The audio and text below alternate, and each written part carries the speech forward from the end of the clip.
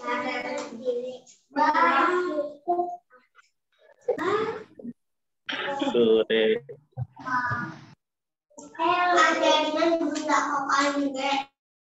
Iya, ada gosok.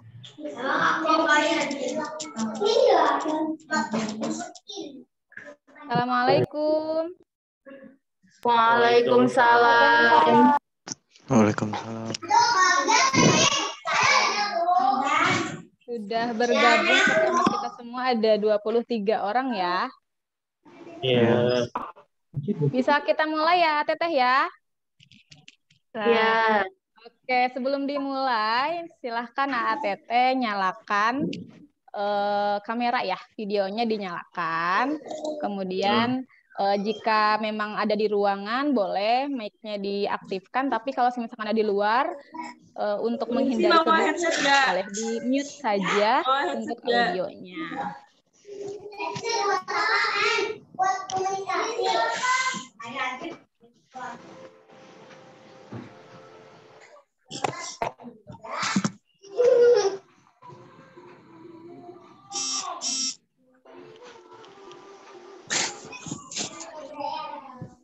Oke, baru sebagian ya.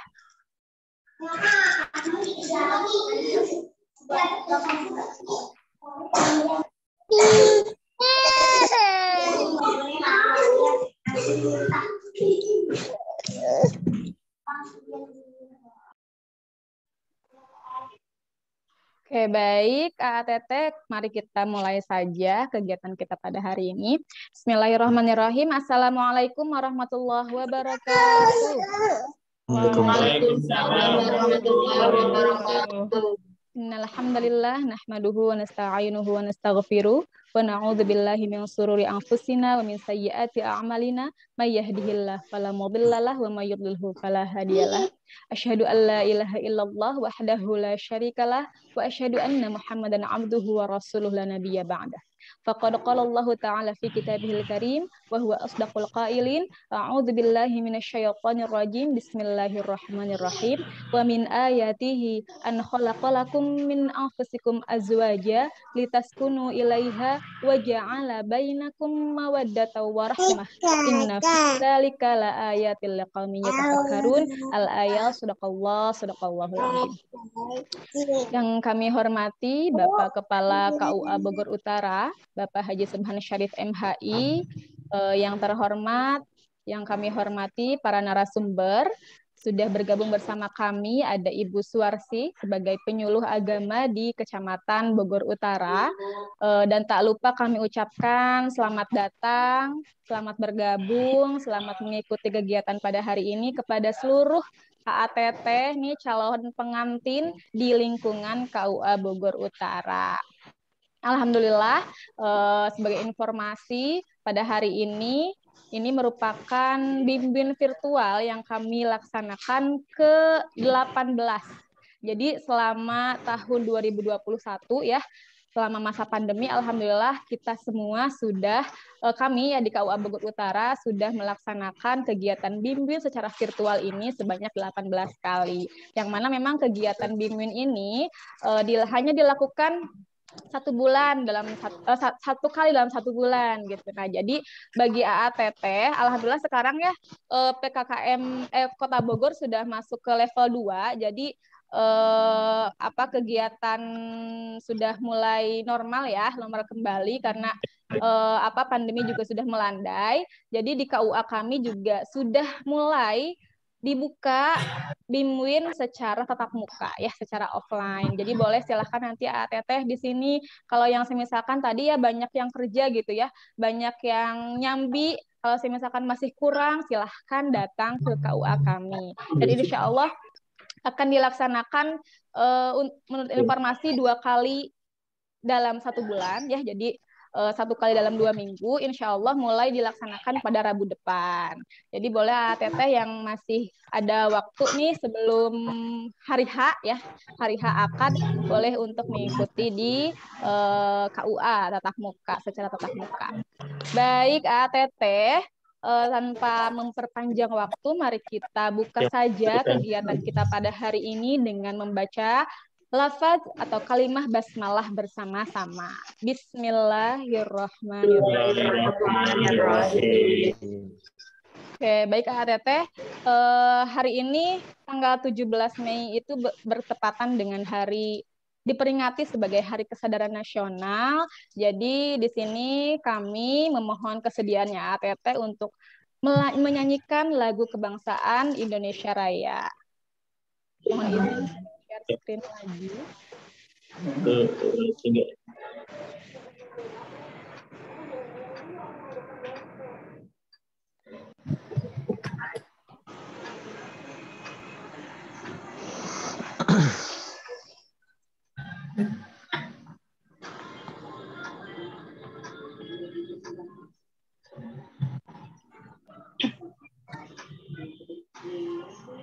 Hadirin.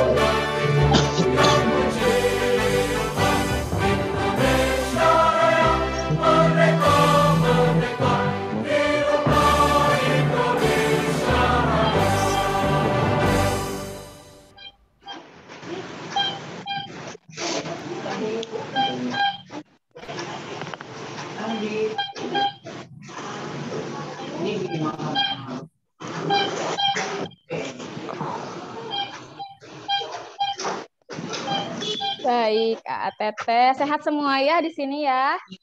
Alhamdulillah sehat. Alhamdulillah. Nih, ada yang paling deket nih kapan nih menikah hari H-nya? Kita tanggal 6 Juni. Tanggal 6 Juni. Oh, masih lumayan ya. Masih ada waktu 2 sampai 3 minggu lagi. Ada yang di bulan ini? Ini sekarang Bulan Mei ya, sekarang ya. Nih, alhamdulillah ya, ATT. Mudah-mudahan dilancarkan segalanya. Dijauhkan dari segala mara bahaya sebelum menikah. Tapi yang penting nanti setelah akad, mudah-mudahan ATT nih setelah mengikuti kegiatan ini, yang penting sih itu mendapatkan ilmu ya, yang untuk nanti diaplikasikan pada kehidupan rumah tangga. Selamat menjalankan ibadah sepanjang waktu nih ya, Teteh ya.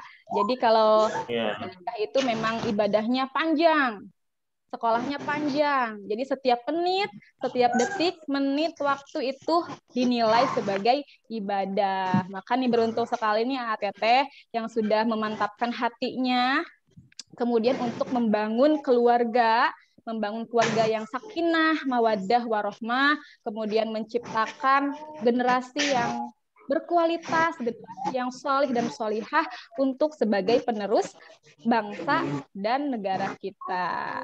Oke, baik ATT, di sini sudah bersama kita semua Ibu Suwarsi. Assalamualaikum Ibu.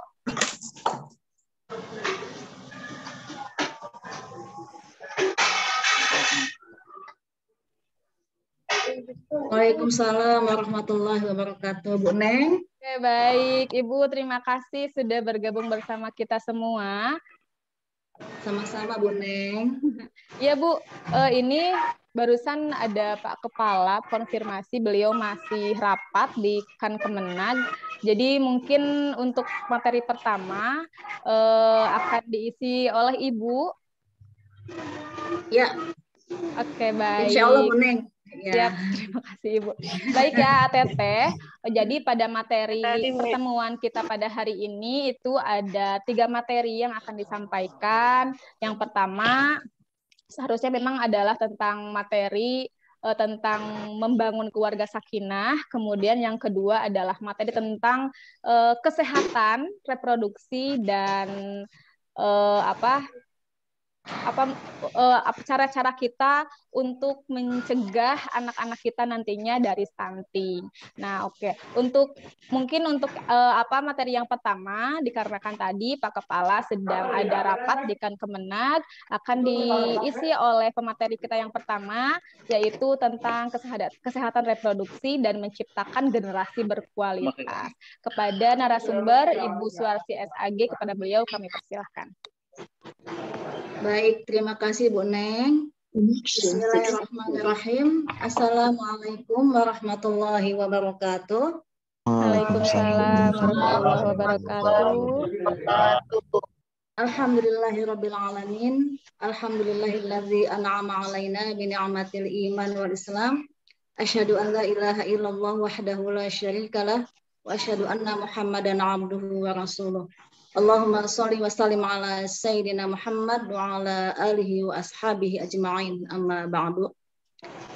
Yang kami hormati Bapak narasumber kita, Bapak Kepala KUA, Bapak Haji Subhan Syarif MHI. Yang kami hormati Ibu Moderator, Ibu Neng Ayu Konita.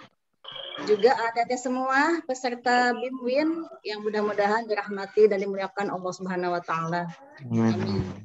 Pertama, puji syukur kita panjatkan kehadirat Allah Subhanahu wa taala atas limpahan rahmatnya kepada kita semua sehingga pada pagi hari ini kita dapat melaksanakan aktivitas kita yaitu mengikuti BIMWIN virtual dalam keadaan sehat walafiat.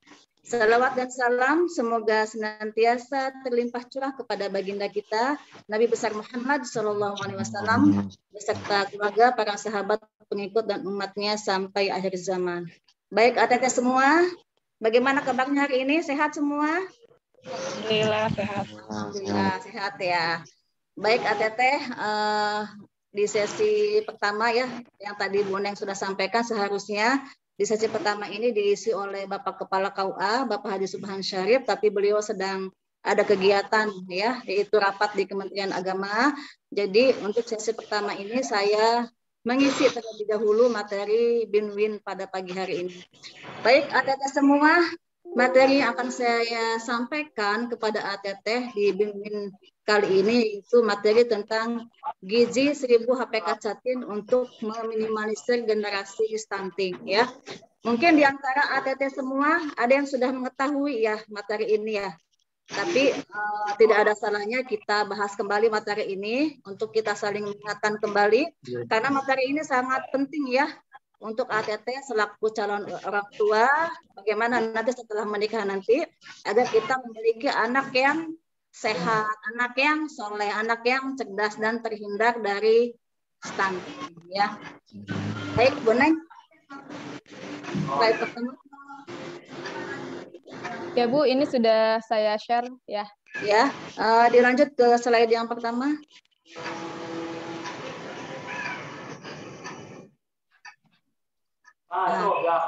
ATT semua, kesehatan keluarga merupakan salah satu faktor ya yang mendukung terwujudnya keluarga sakinah mawaddah warahmah ya. Dan untuk memiliki keluarga yang sehat, gizi memegang peranan yang sangat penting sekali. Kenapa? Karena sehat dan tidaknya tubuh kita salah satunya adalah dipengaruhi oleh asupan gizi yang kita konsumsi sehari-hari. Bahkan bagi anak-anak, gizi bukan hanya berpengaruh terhadap kesehatan tubuhnya saja, tetapi juga berpengaruh terhadap pertumbuhan tubuhnya dan juga perkembangan otaknya. Bagaimana Allah Subhanahu wa taala berfirman dalam Quran surah An-Nisa ayat 9 yang berbunyi A'udzubillahi minasyaitonir rajim. Bismillahirrahmanirrahim. Wal yakhshal ladzina law taraku min khalfihim dzurriyyatan dhi'afa khafu 'alaihim falyattaqullaha wal yaqulu qawlan sadida, yang artinya dan hendaklah takut kepada Allah orang-orang yang sekiranya mereka meninggalkan keturunan yang lemah di belakang mereka, yang mereka khawatir kepada kesejahteraannya. Oleh sebab itu hendaklah mereka bertakwa kepada Allah dan hendaklah mereka berbicara dengan tutur kata yang benar. Ayat tersebut di atas juga sejalan dengan hadis Nabi Shallallahu Alaihi Wasallam yang berbunyi al-mu'minul qawiyyu khairun wa ahabbu ilallah minal mu'minid dhaif, yang artinya mukmin yang kuat lebih baik dan lebih dicintai oleh Allah daripada mukmin yang lemah. Ada semua, Indonesia negara kita masih mengalami atau mengatasi permasalahan gizi ya yang berpengaruh terhadap kualitas sumber daya manusianya. Dan salah satu permasalahan gizi yang dihadapi oleh negara kita yaitu stunting ya. Mungkin ATT ada yang tahu apa itu stunting? Stunting yaitu gagal tumbuh pada anak ya, di mana anak tumbuh lebih pendek dan lebih kurus dibandingkan dengan anak-anak seusianya ya. Dan untuk meminimalisir generasi stunting, ATT selaku calon orang tua ya perlu diberikan pemahaman dan pengetahuan tentang pentingnya gizi 1000 HPK atau 1000 hari pertama kehidupan bagi anak ya untuk meminimalisir generasi stunting ya. Diharapkan dengan adanya pemahaman dan pengetahuan ya bagi ATT semua ya selaku orang tua tentang pentingnya gizi di 1000 HPK ini akan memperbaiki ya status gizi anak, sehingga kedepannya akan lahir anak-anak yang sehat, anak-anak yang cerdas, anak-anak yang berkualitas, anak-anak yang tangguh, anak-anak yang kokoh ya, yang dapat membanggakan kedua orang tuanya di kemudian hari. Ya. Apa itu 1000 HPK? Mungkin ATT ada yang tahu apa itu 1000 HPK? 1000 HPK yaitu 1000 hari pertama kehidupan ya, yaitu masa pertumbuhan dan perkembangan janin di dalam kandungan sampai anak berusia 2 tahun ya. Angka 1000 diambil dari masa kehamilan ibu ya, selama mengandung janin ya selama 9 bulan ya. 9 kali 30 hari berapa? 270 hari ya, ditambah dengan masa tumbuh kembang anak ya selama 2 tahun, 24 kali 30 hari itu 730 hari ya. Jadi 270 hari masa kehamilan ibu ditambah masa tumbuh kembang anak selama 2 tahun yaitu 730 hari, maka di total jumlahnya adalah 1000 ya, 1000 hari pertama kehidupan ya. Ada semua 1000 HPK ini atau 1000 hari pertama kehidupan ini adalah merupakan masa emas bagi anak. Kenapa? Karena apa yang diterima anak pada masa ini akan berpengaruh dan menentukan sekali ya kesehatan dan kecerdasan anak sampai anak dewasa nanti. Dan apabila kita tidak dapat memenuhi ya dengan baik ya gizi anak di 1000 HPK ini dapat menyebabkan dampak yang tidak baik bagi anak ya, dan juga dampak yang tidak baik bagi ibu yang hamil juga ya. Ini adalah ya beberapa ya dampak yang tidak baik ya yang akan dialami oleh anak ya apabila kita selaku calon orang tua tidak memenuhi gizi ya anak selama di 1000 HPK atau di 1000 hari pertama kehidupan. Apa saja dampak tidak baiknya? Yang pertama yaitu pendarahan dan kematian pada ibu. Ya, kemudian berat badan, lahir rendah ya. Kita tahu ya bayi lahir itu merupakan cerminan atau gambaran ya bagaimana dia mendapatkan gizi ya selama di dalam rahim ya selama kehamilan ibu. Apabila ibu ya selama hamil ya kurang asupan gizinya, maka pertumbuhan janin di dalam rahim kurang maksimal atau kurang optimal. Sehingga ketika lahir bayi akan mengalami BBR atau berat badan lahir rendah. Kemudian anak lemah dan mudah sakit ya. Anak yang tidak terpenuhi gizinya di 1000 HPK, dia akan mempunyai daya tahan tubuh yang kurang, ya, sehingga akan sehingga anak akan rentan, ya, terkena penyakit, ya, sehingga daya tahan tubuhnya menjadi lemah dan mudah terserang penyakit. Kemudian anak pendek dan kurus, ya, pertumbuhan badannya tidak optimal atau tidak maksimal, sehingga anak lebih tumbuh lebih pendek dan lebih kurus dibandingkan dengan anak-anak seusianya, ya. ATT semua selain itu juga stunting bukan hanya dikaitkan dengan gagalnya pertumbuhan tubuh, tetapi juga dikaitkan dengan gagalnya perkembangan otak anak, ya. Anak yang kekurangan gizi di 1000 HPK akan mengalami gangguan kecerdasan, ya, karena perkembangan otaknya tidak maksimal sehingga anak tidak cerdas ketika bersekolah nanti, ya.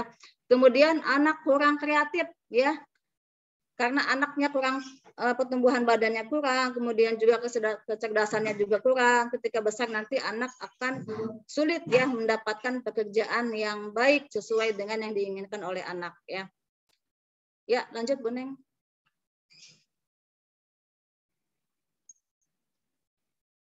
Nah, ATT semua, A dan TT selaku calon orang tua nih, bagaimana, ya, atau apa sih yang harus dilakukan oleh ATT semua agar nanti setelah menikah, kemudian hamil, ya, kehamilannya juga berjalan dengan sehat, dengan maksimal pertumbuhan janinnya di dalam rahim, kemudian juga anak lahir juga dalam keadaan sehat, dalam keadaan anak baik, ya, kelahirannya juga normal. Apa sih yang harus dilakukan oleh ATT selaku calon orang tua, ya?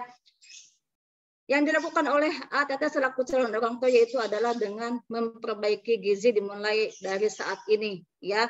Lakukan pola hidup sehat, ya, dan juga mempersiapkan kehamilan dengan baik, ya. ATT nih, ya, hamil sebaiknya di usia 21 sampai 33 tahun, ya. Kemudian juga ini adalah yang harus diketahui oleh Teteh, ya, selaku calon ibu nih, ya. Yang kedua adalah masa subur wanita adalah 10 sampai 15 hari setelah hari pertama haid, ya. Jadi masa subur yaitu 10 terhitung dari hari pertama kita mendapatkan menstruasi, ya. Hari ke-10 sampai hari ke-15, ya, terhitung dari kita mendapatkan menstruasi, ya. Kemudian periksa status gizi berdasarkan IMT atau indeks massa tubuh, ya. ATT semua status gizi itu terbagi ke dalam 4 kategori, ya. Yang pertama yaitu kurang, yang kedua normal, yang ketiga gemuk, dan yang keempat obesitas, ya. Kurang yaitu di angka status gizinya 18,5, kemudian normal di angka 18,5 sampai 25, kemudian gemuk di angka 25 sampai 30, kemudian obesitas di angka 30 lebih, ya. Nah, status gizi ini dapat kita ketahui, ya, dari IMT atau indeks massa tubuh, ya, berdasarkan perhitungan berat badan sebelum hamil. Kanan. Enggak, geser lagi biar geser layar.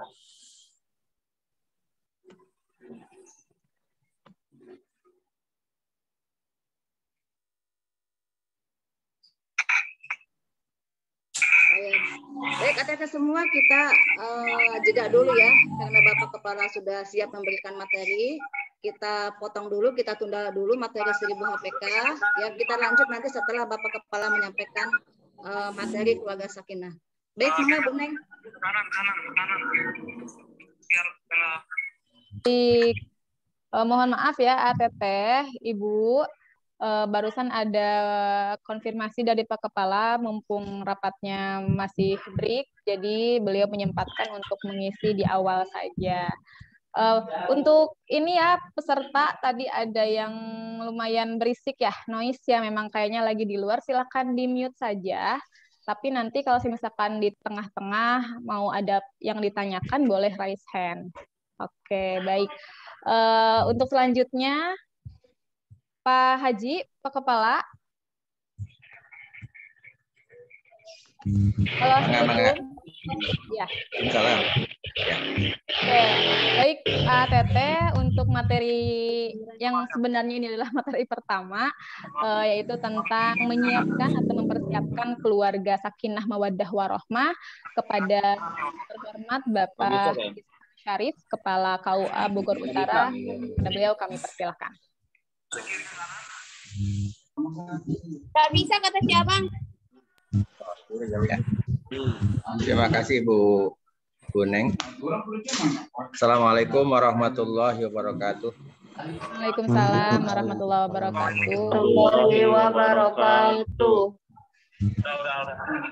Alhamdulillahilladzi khalaqa minal ma'i basara faja'alahu nasaban wa sighra wa khalaqa adama min turab tsumma khalaqa zawjaha wa min dinin ada'i wa angkara muslim khalaqaha min adil annahu subhanahu wa ta'ala qadirun ala khalqiha min turab. Segala puji bagi Allah yang telah menciptakan Adam min turab dari tanah, summa khalaqa zawjaha, kemudian Allah pula lah yang telah menciptakan pasangannya yang bernama Hawa min dilin adaih dari salah satu tulang rusuknya. Walaupun mengenai pendapat benar tidaknya perempuan yang diilustrasikan dengan Siti Hawa itu tercipta dari salah satu tulang rusuk atau bukan, ini masih terjadi perbedaan pendapat dengan ulama. Termasuk kata Imam Abu Muslim dalam tafsir Ayatul Ahkam karangan Al-Yasais, beliau mengatakan khalaqaha min adli annahu subhanahu wa ta'ala qadirun ala khalqiha min turab. Kenapa Allah harus menciptakan perempuan atau dalam hal ini Hawa itu dari tulang rusuk? Memangnya Allah tidak mampu, tidak kuasa menciptakan dari bahan yang sama seperti Nabi Adam? Maka beliau tidak sependapat mengenai hal itu. Hanya jumhur ulama atau sebagian besar ulama berdasarkan ayat A'udzubillahi minasyaitonir rajim. Ya ayyuhan nasu taqu rabbakumul ladzi khalaqakum min nafsin wahidah wa khalaqa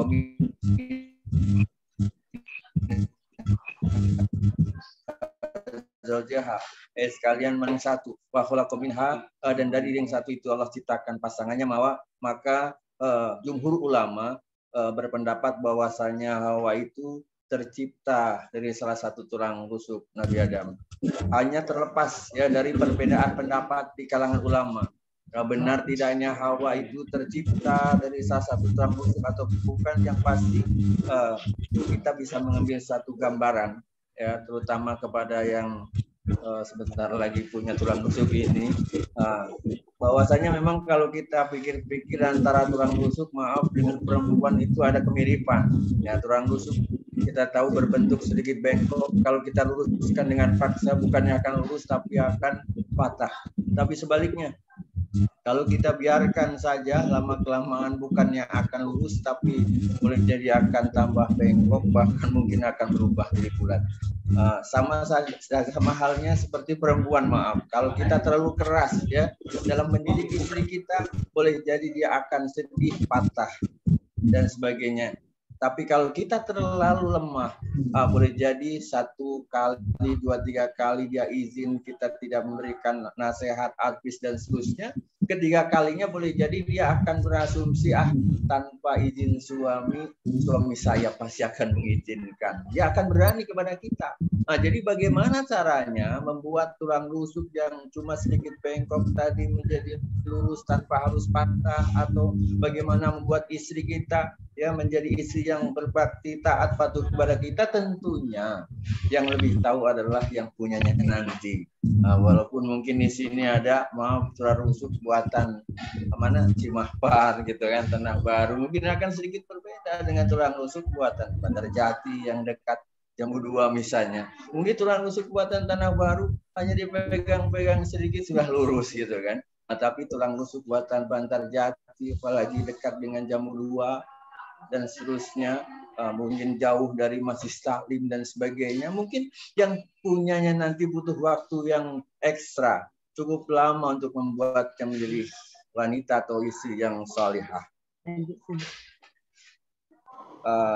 Para catin sekecamatan Bogor Utara yang saya hormati dan saya banggakan, sebelumnya mohon maaf mungkin saya tidak memberikan materi yang bisa cukup lama karena sebentar lagi akan ada rapat yang tidak bisa diwakilkan oleh siapapun.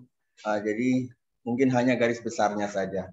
Ya, kenapa? Karena saya yakin materi ini sangat penting dan perlu kami sampaikan kepada kalian yang akan sebentar lagi akan membina rumah tangganya. Jujur, saya sudah cukup lama di KUA dan setelah saya teliti ternyata kasus terbesar kenapa suami istri itu bermasalah atau bahkan harus diamputasi silanya di pengadilan itu karena antara mereka si suami dan si istri itu tidak tahu persis tentang apa kewajiban masing-masing. Ya. Boleh jadi memang ketika antara satu dengan yang lainnya itu akan menjawab atau kewajiban saya sebagai suami ini dan seterusnya dan sebagainya. Tapi seringkali ya jawaban si calon suami dan calon istri itu berdasarkan pengalaman mereka ketika masih bersama keluarga besar masing-masing. Ini akan menjadi masalah besar ketika kebiasaan keluarga besar si calon suami dan calon istri itu berbeda. Ya taruhlah si calon suami ya atau mungkin saat kalian sekarang masih bersama keluarga besar masing-masing, calon suami sering melihat ya ketika ayahnya pulang, mama atau ibunya atau uminya sudah menyediakan semua. Dari mulai baju gantinya, atau mungkin bahkan minuman dan seterusnya dan sebagainya. Bahkan makan pun mungkin sudah disiapkan. Bukan hanya disiapkan, mungkin disuapin. Gitu kan. Nah, jadi dia berasumsi, si calon suami itu berasumsi bahwa kewajiban seorang istri yang seperti mama atau uminya lakukan itu. Padahal dia bisa saja mendapatkan calon istri yang dibesarkan oleh keluarga besar yang jauh berbeda. Boleh jadi sampai 180 derajat perbedaannya. Taruhlah si calon istrinya sering melihat ketika ayahnya pulang, ambil makanan sendiri, ambil minuman sendiri, dan seterusnya dan sebagainya. Sekali lagi, ini akan menjadi masalah besar ketika si calon suami dan calon istri itu menikah, sementara asumsi persepsi tentang pemahaman kewajiban suami istri itu berbeda. Ya. Sekali lagi, ini akan menjadi masalah besar ketika mereka menikah, hidup dalam satu rumah tangga, sementara pemahaman tentang kewajiban suami istri itu berbeda. Nah, oleh karenanya, ya, sedikit mungkin kita singgung apa sebenarnya kewajiban seorang suami dan apa itu kewajiban seorang istri. Boleh jadi saya tidak akan mengupas semua, tapi satu di antara kewajiban suami saja. Dalam satu hadis Rasulullah SAW bersabda, hakul mar'ati ala zaud ahaduha ayyut imaha idza ta'ima. Kewajiban suami terhadap istri yakni ayyut imaha idza ta'ima, memberikan makanan hak kepada istri idza ta'ima, saat istri itu minta makan. Nah, jadi kewajiban suami sejatinya tidaklah cukup dengan sekedar memberikan uang belanja kepada istri, tapi memberikan makanan. Jadi kalau bisa justru istrilah yang tinggal makan. Jadi pada dasarnya memasak, mencuci dan seterusnya itu bukanlah kewajiban istri, tapi bahkan kewajiban suami. Nah, ini kan jarang yang tahu. Boleh jadi kalian yang sebentar lagi akan menikah belum tahu. Boleh jadi di antara kalian para calon suami ini sudah ada yang membayangkan nanti saya kalau udah punya istri nih yang biasa hari Sabtu harus nyuci, kalau enggak malas masukin ke laundry, kalau enggak biasa saya mau ganti baju aja pikir 1, 2, 3 kali. Nanti kalau sudah punya istri saya bebas mau ganti baju sehari 3 kali pun enggak masalah. Malam hari saya malas mau keluar beli makanan, tinggal bangunin istri, suruh masak dan seterusnya dan sebagainya. Justru dengan kita menikah, ya berarti kewajiban kita bertambah. Bukan hanya memikirkan diri kita, tapi memikirkan anak orang yang sudah kita ambil itu istri kita.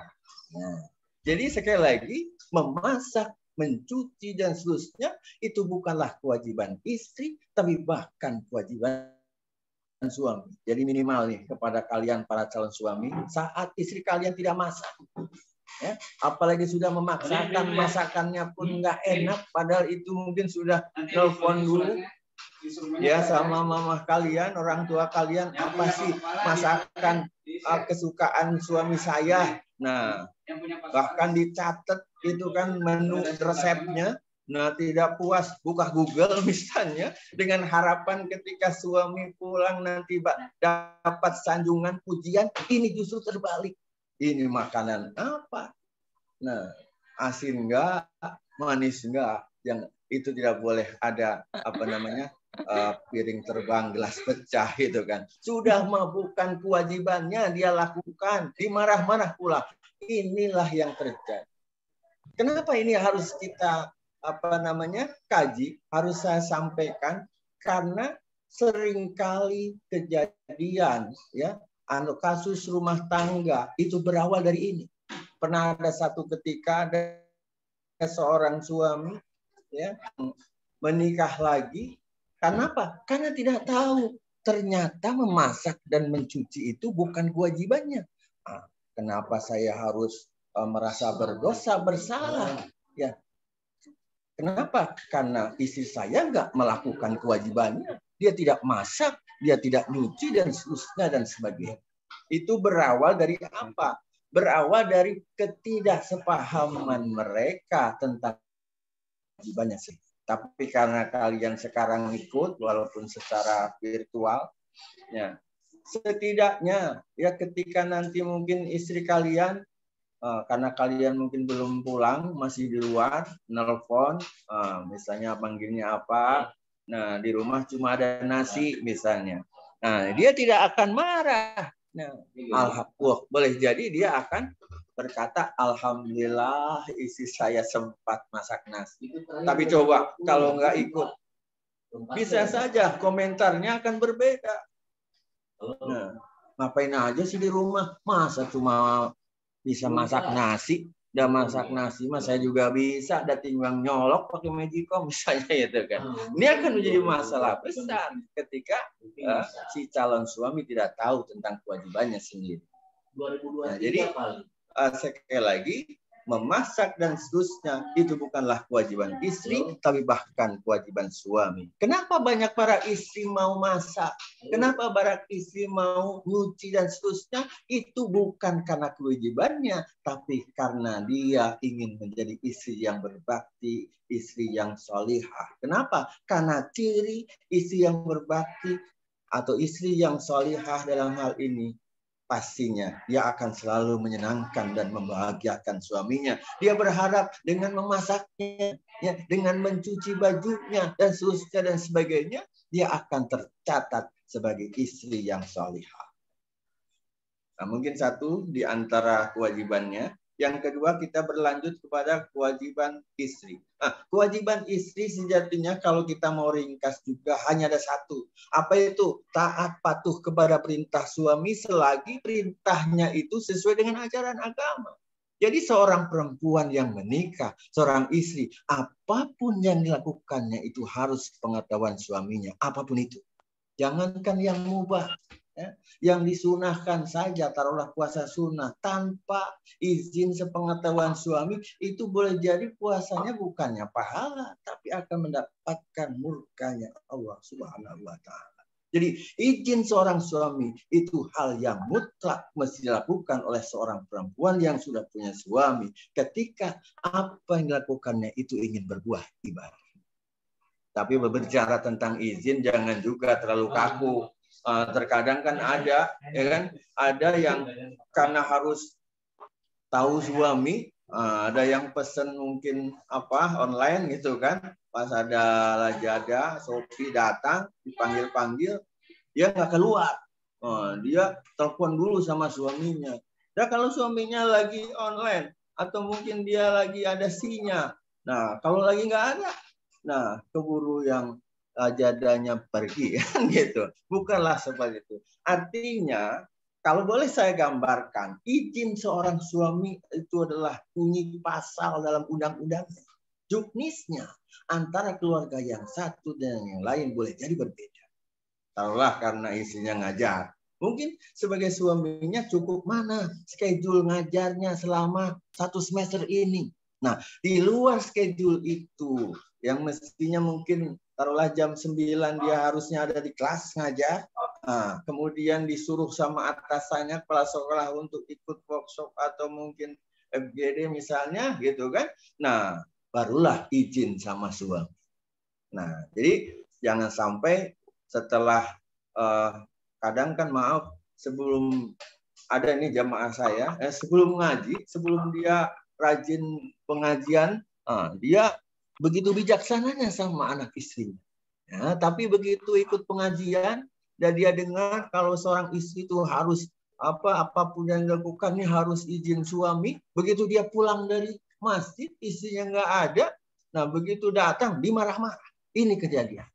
Nah, padahal istrinya ada cuma lagi masak, kurang kecapnya, beli kecap sebentar. Jangan juga seperti itu. Nah, jadi sekali lagi, seorang perempuan, seorang istri, kalau ingin aktivitas, kegiatannya itu berbuah ibadah, maka harus ada izin atau sepengetahuan suami di sana. Nah, bagaimana kalau wanita karir? Nah, ini yang juga jadi problem ya dalam rumah tangga. Nah, seringkali si suami itu ketika di satu sisi istrinya bekerja, tapi di sisi lain dia berharap istrinya memberikan kewajibannya secara maksimal. Jadi ketika si istrinya bekerja, nah dia kan bisa bekerja karena izin suami. Ya, ketika seorang istri ingin bekerja tanpa izin suami, perusahaan atau instansi manapun tidak akan pernah ya memberikan atau menerimanya. Nah, dengan dia mengizinkan istrinya bekerja, berarti secara tidak langsung dia rela bila istrinya tidak memberikan maksimal kewajibannya kepada. Nah, kan sebenarnya seperti itu. Mungkin nanti bisa kita diskusi, kalau nggak bisa secara online mungkin di grup bisa misalnya, atau mungkin secara japri atau sebagainya. Mungkin itu garis besar. Kita berlanjut karena sebentar lagi mungkin waktu saya sangat terbatas.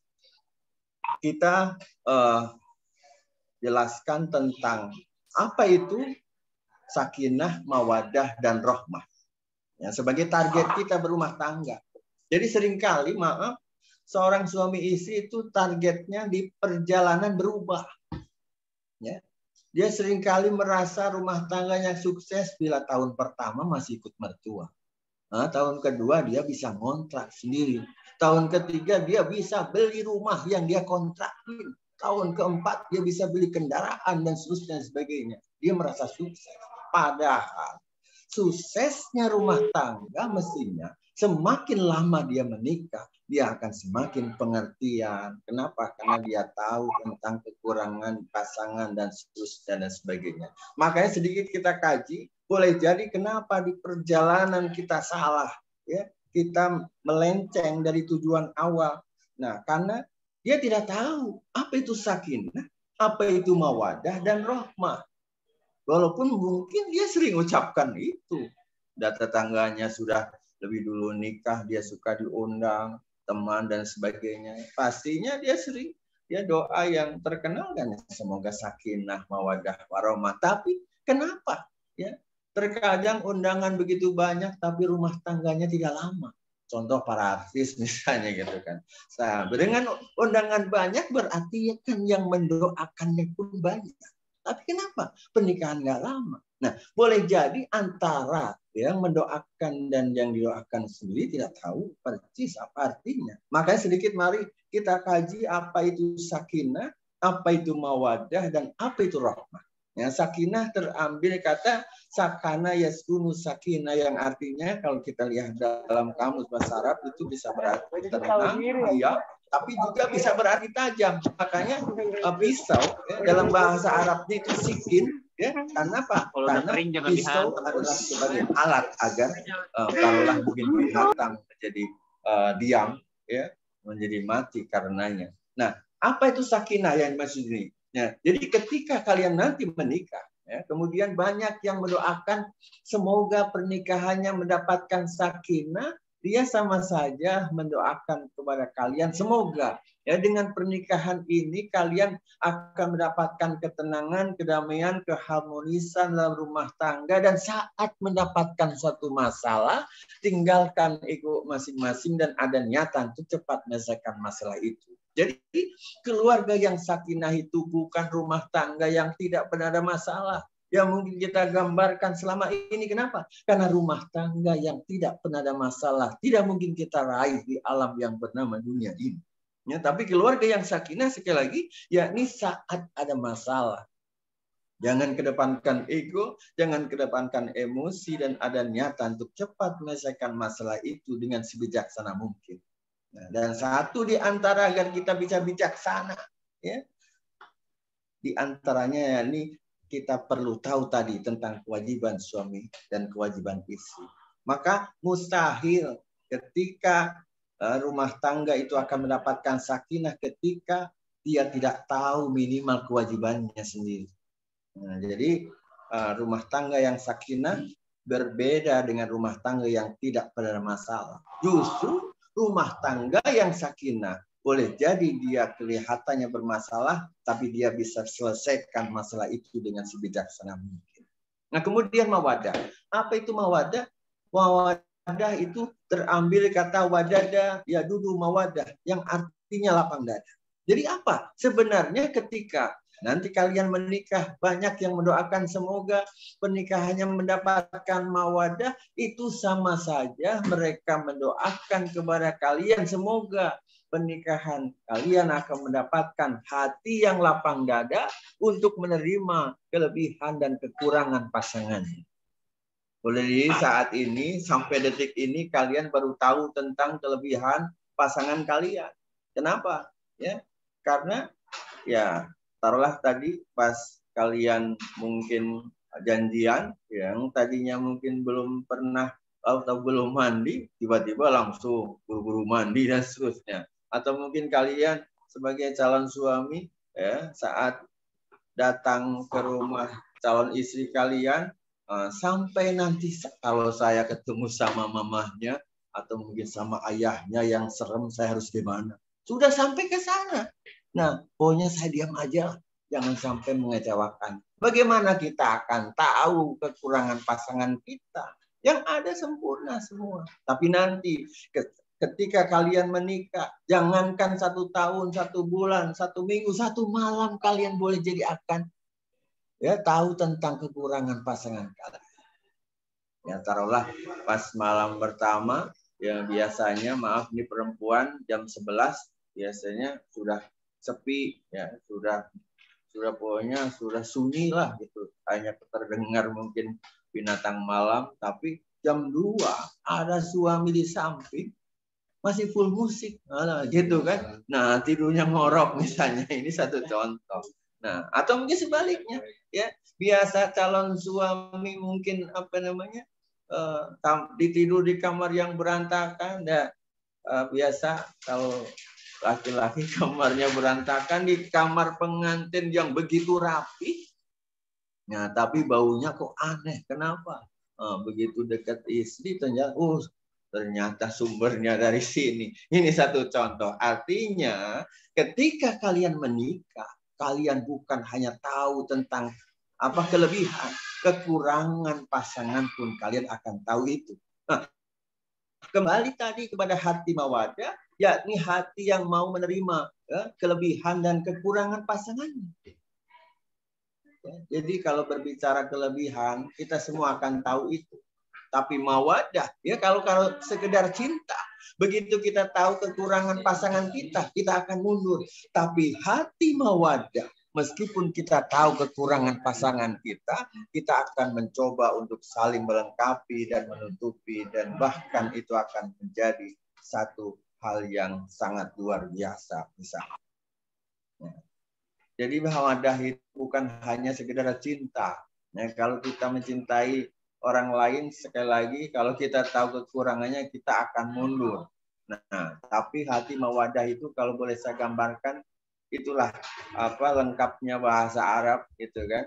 Nah, jadi mungkin gambarannya seperti apa ya? Seperti kita nanti punya anak Anak kita mungkin masih kecil, pulang perutnya sakit, muncul gitu kan.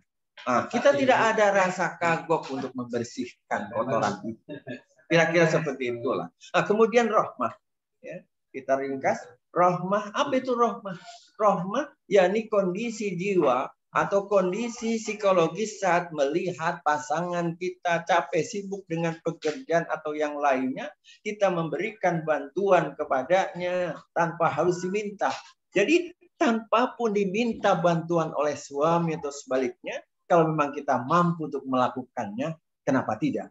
Ya, taruhlah biasanya kan sebelum menikah, taruhlah ini sebagai calon istri, mungkin semua sudah disediakan, ya. Jadi mulai minuman dan sebagainya tinggal minum. Kalau bisa setelah menikah semua kebiasaan itu dirubah. Kalau bisa, apalagi suami sudah nggak cuti lagi, misalnya kita masak air, seduhkan minuman. Kalau memang suami suka minum pagi, kalau sarapan kita bikinkan dan sebagainya seterusnya. Tapi ketika si suaminya terbangun, kemudian dilihatnya istri di samping sudah nggak ada, dibukanya pintu kamar ternyata sedang sibuk di dapur, bukannya tidur lagi. Saya bereskan saja tempat tidur ini. Nah, begitu istrinya selesai dengan pekerjaan dari mulai masak dan seterusnya, kemudian berniat membangunkan suami, baru buka pintu kamar, kaget. Mana suami saya? Kaget lagi, semua sudah rapi. Tanpa diminta bantuan oleh pasangan, kalau memang kita mampu untuk melakukan, kenapa tidak? Itulah rahmah yang dimaksud di sini. Terakhir mungkin biasanya saya sampaikan nih di pas acara ijab kabul nanti pas hari H-nya. Tapi saya yakin tidak semua bisa saya hadiri. Makanya sampaikan khususnya kepada calon suami. Jadi memang satu keterangan mengatakan jika ada seorang wanita menikah, maka yang pertama yang ditaati adalah suaminya. Tapi itu bukan berarti membolehkan si wanita itu untuk tidak lagi mengindahkan, apalagi menyakiti dan melawan kedua orang tuanya. Untuk itu saya mohon kepada para calon suami, hantarkan istri kalian, ya, selain menjadi istri yang solihah, istri yang berbakti kepada kalian sebagai suami, tapi dia pun tetap terjaga baktinya, hormatnya, silaturahimnya dengan kedua orang tua dan juga keluarga besar. Atau mungkin sebaliknya, banyak juga para suami, ya, yang takut sama istrinya. Yang biasa dia belum nikah, dia suka ngasih sedikit penghasilannya buat nambah-nambah listrik. Setelah menikah nggak ada, gitu kan? Nah, jadi hantarkan juga suami kalian, selain menjadi suami yang saleh, yang bertanggung jawabnya dengan keluarga kecil kalian, tapi dia juga tetap terjaga baktinya, hormatnya, silaturahimnya dengan kedua orang tua dan juga keluarga besar. Jadi kalau punya rezeki, ya sebagai istri, sisihkanlah untuk mereka. Bukan bukan besarnya. Taruhlah mungkin belikan pulsanya, apa sebagainya dan seterusnya. Nah, itu kira-kira. Jadi saya titip kepada calon suami, hantarkan istri kalian sekali lagi, selain menjadi istri yang solihah, tapi dia pun tetap terjaga baktinya dengan kedua orang tuanya. Begitu pula sebaliknya, hantarkan suami kalian, selain menjadi suami yang solih, dia juga tetap terjaga menjadi anak yang senantiasa berbakti kepada kedua orang tua. Mungkin itu yang bisa saya sampaikan. Saya mohon maaf karena waktu, sehingga mungkin tidak bisa kita kupas dengan panjang lebar, ya, seperti virtual pada biasanya. Saya titip mungkin ke Bu Neng, tolong diteruskan, dan mudah-mudahan yang kita lakukan hari ini, meskipun kita tidak tatap muka, karena walaupun memang sudah sedikit mereda, kita sudah di level 2, tapi kita menunggu pemerintah mengumumkan bahwa negara kita sudah bebas dari pandemi. Saya ucapkan selamat dan saya akhiri. dan ajmain. Assalamualaikum warahmatullahi wabarakatuh. Waalaikumsalam warahmatullahi wabarakatuh. Masya Allah, terima kasih kami ucapkan kepada Bapak Haji Subhan Syarif, Bapak Kepala KUA Bogor Utara yang telah menyampaikan materi meskipun singkat tapi padat dan jelas ya, Teteh ya. Bisa dimengerti ya. Baik, kami harap sih tadi yang disampaikan oleh Bapak, karena memang Bapaknya sedang ada kegiatan lain, dicatat nih sama Teteh. Siapkan, tadi ya lupa ya saya mengingatkan, siapkan bukunya sama pensilnya sama pulpennya. Nah, mungkin untuk sesi pertama bersama Bapak ini belum ada diskusi ya Pak ya. Nanti mudah-mudahan nanti kalau misalkan Bapak rafatnya selesai di akhir bisa mengikuti lagi bersama kita. Barangkali nanti Teteh di sini para calon pengantin masih banyak pertanyaan gitu. Baik, mungkin itu. Mohon maaf Bu, Ibu, ya? mungkin live, saya izin live. Siap Pak Haji, hatur nuhun Pak Haji. Ya, mangga. Waalaikumsalam warahmatullahi wabarakatuh. Bapak, mau foto bersama dulu nggak sebelum ini? Khawatir nanti terakhir ini. Oke. Baik ya Teteh ya. Khawatirnya nanti Pak Kepala tidak bisa join di akhir. Kita foto bersamanya sekarang aja ya. Boleh silakan Teteh untuk dinyalakan kameranya. Oke, sebentar. Nah, di sini ada 2 layar ya. Silakan Teteh yang lain masih ditunggu untuk dinyalakan videonya. Kita akan foto bersama. Di layar saya ada 2 layar, jadi Teteh ditahan ya, karena kan Teteh nggak tahu nih di layar saya ada di layar keberapa. Oke, yang pertama kita gaya formal dulu. Boleh, 1, 2, 3. Tahan, layar kedua. Masih gaya formal ya. 1, 2, 3.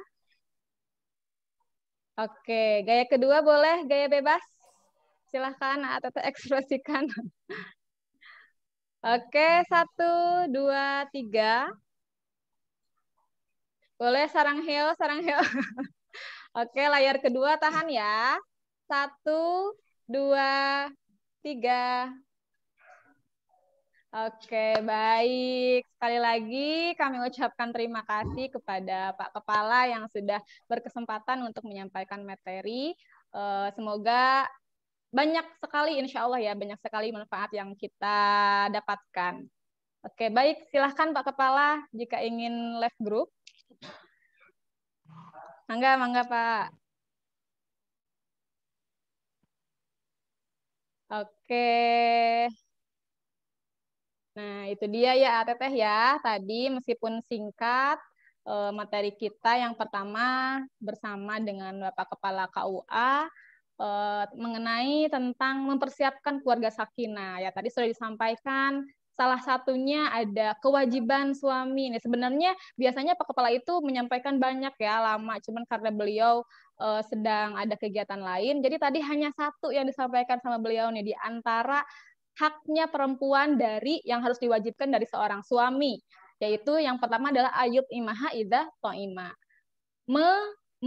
melengkapi gitu ya, memberikan makanan kepada si calon istri atau kepada istri gitu ya. Jadi bahkan banyak ya, biasanya Pak Kepala juga menyampaikan ada ayak fiha idak tasa, bahwa kewajiban seorang suami itu adalah memberikan pakaian kepada istri gitu ya, memberikan pakaian, ada jatah untuk membeli pakaian nih ya Teteh nih.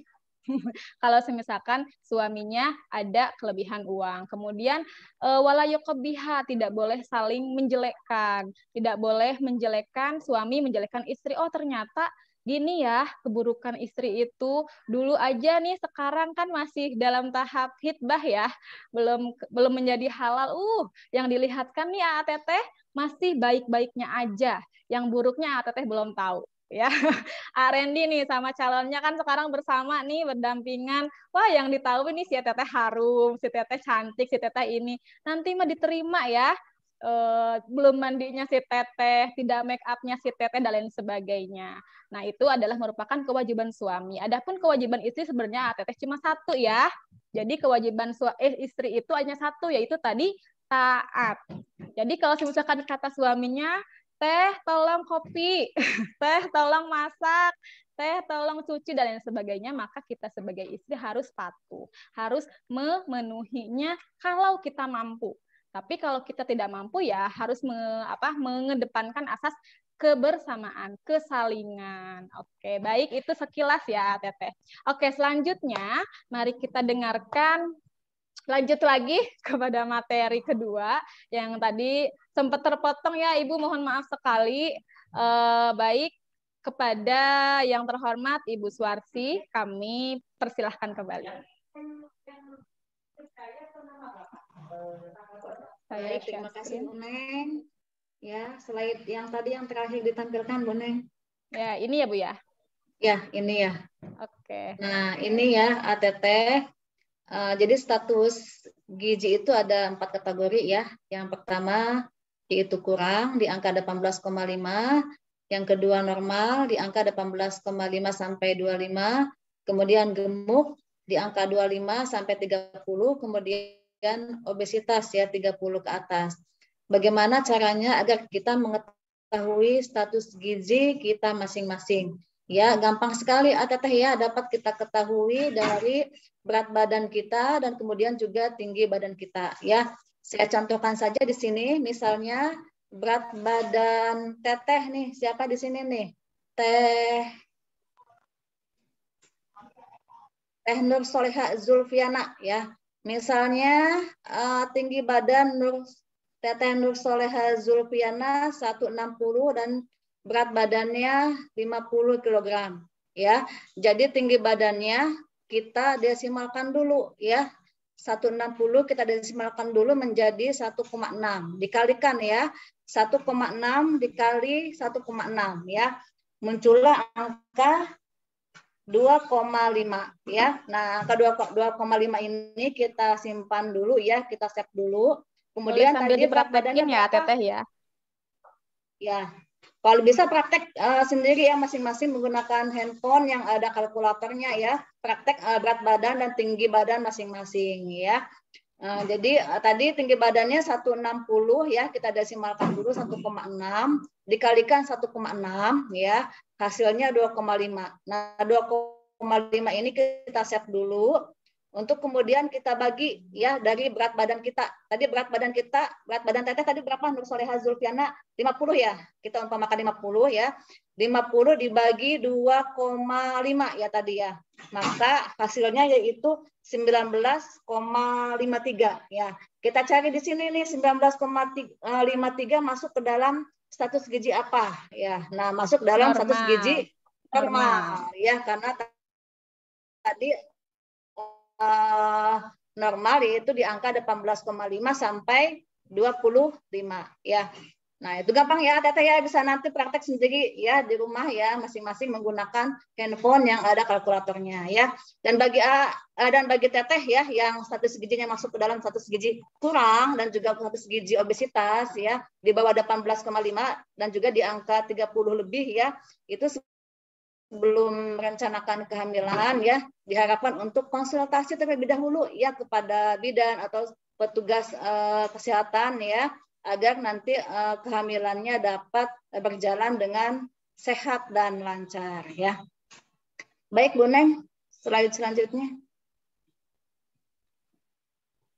Nah, Teteh semua, apa sih yang harus dikonsumsi oleh AA dan Teteh ya selaku calon pengantin ya, calon suami dan calon istri, agar nanti kehamilan Tetehnya juga sehat dan kemudian juga melahirkan bayi dengan sehat dan normal ya. Nah, ini adalah jenis dan jumlah pangan yang harus dikonsumsi oleh AA dan Teteh ya. Kita persiapkan gizi dari sekarang, dari sebelum menikah. Kenapa?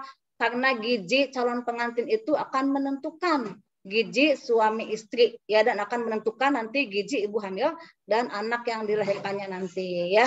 Jadi hati-hati semua, jenis makanan yang harus dikonsumsi oleh ATT nih selaku calon pengantin, yaitu jenis makanan yang terdiri dari makanan pokok ya. Apa aja sih makanan pokok itu? Banyak ya. Makanan pokok itu ya bisa berupa nasi, bisa berupa apalagi roti ya, apalagi ya teh, umbi-umbian ya, apalagi teh, atau makanan yang terbuat dari olahan beras ya, misalnya bubur ayam, lontong, atau apalagi kupat ya, atau apalagi banyak sekali ya.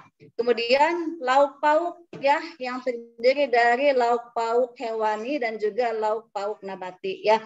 Lauk pauk hewani itu banyak ya ragamnya ya.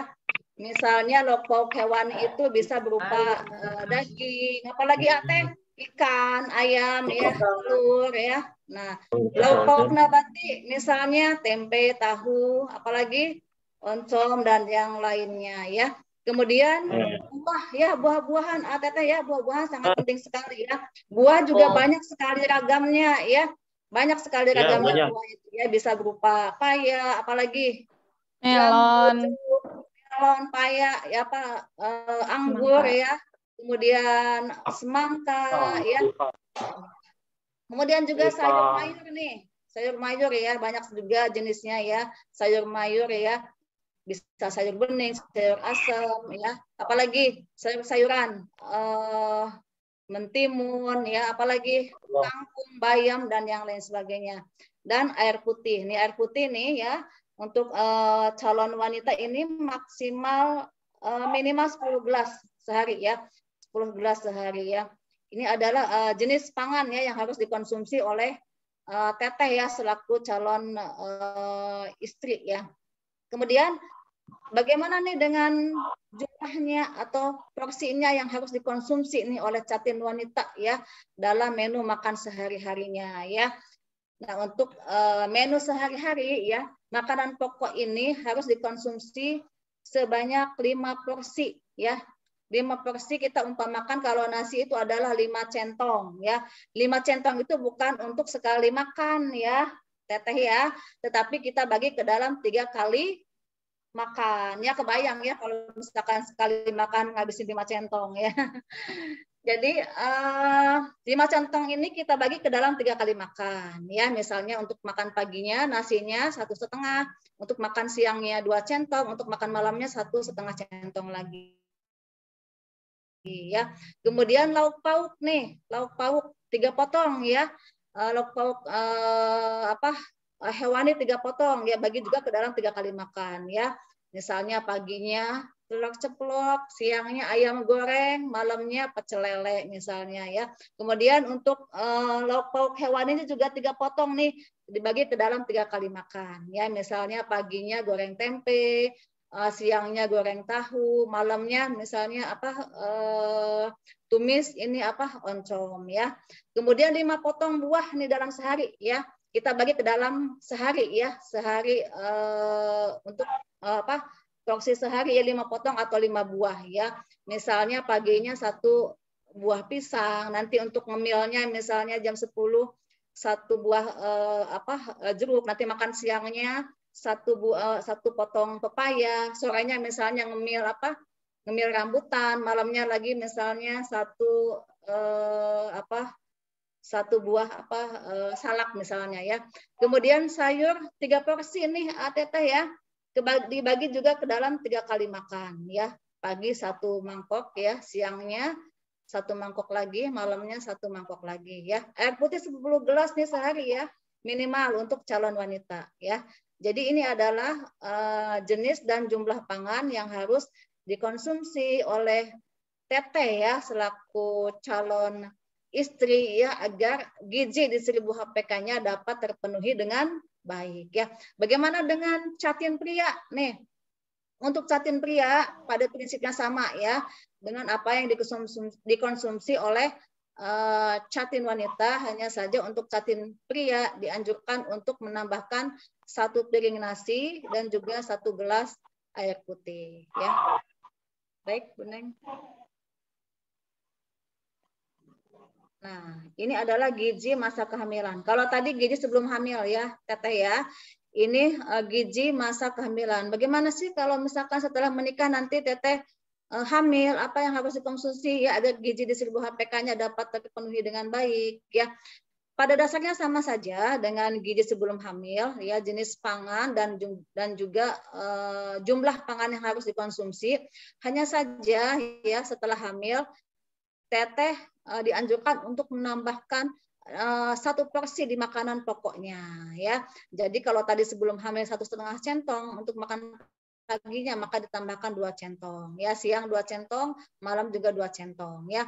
Kemudian ditambahkan juga untuk lauk pauknya nih ya. Kalau tadi sebelum hamil ya 3 potong hewani dan juga 3 potong nabati, maka ditambahkan ya untuk lauk pauk nabatinya ditambahkan 1 potong lagi dan juga ditambahkan 1 gelas susu ibu hamil ya.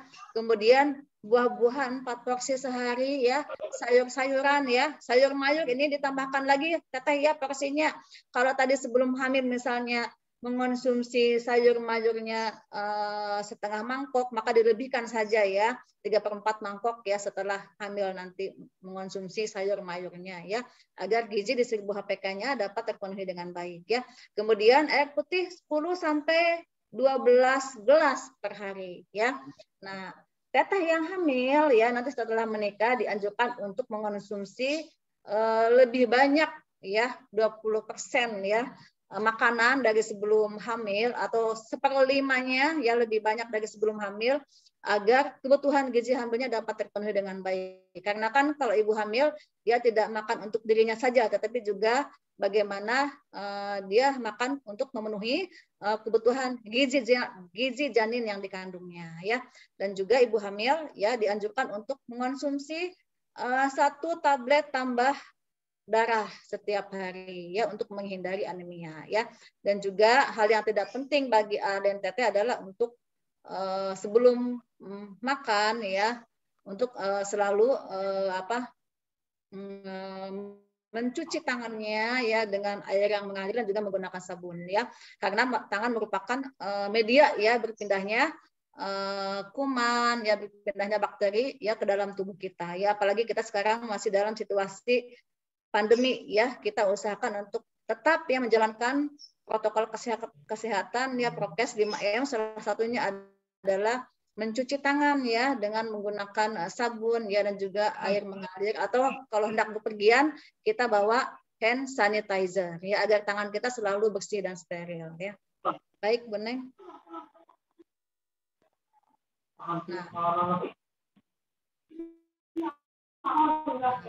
Teteh semua ya selain konsumsi asupan gizi yang baik ya selama kehamilan agar kehamilannya berjalan dengan sehat dan lancar ya.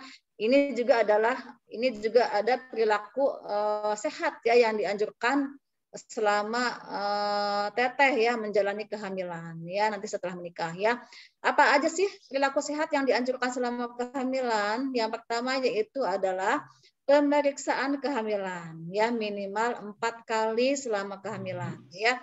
1 pemeriksaan ya yaitu di usia kehamilan 0 sampai 3 bulan ya, di usia kehamilan 0 sampai 3 bulan ya di trimester pertama. Kemudian 1 pemeriksaan lagi ya yang kedua kalinya yaitu di usia kehamilan 4 sampai 6 bulan ya. Kemudian 2 pemeriksaan ya atau pemeriksaan yang ketiga dan keempat di usia kehamilan 7 sampai 9 bulan ya. Kemudian juga menstimulasi janin yang di dalam rahim ya, kita pendengarkan ayat-ayat Al-Qur'an ya.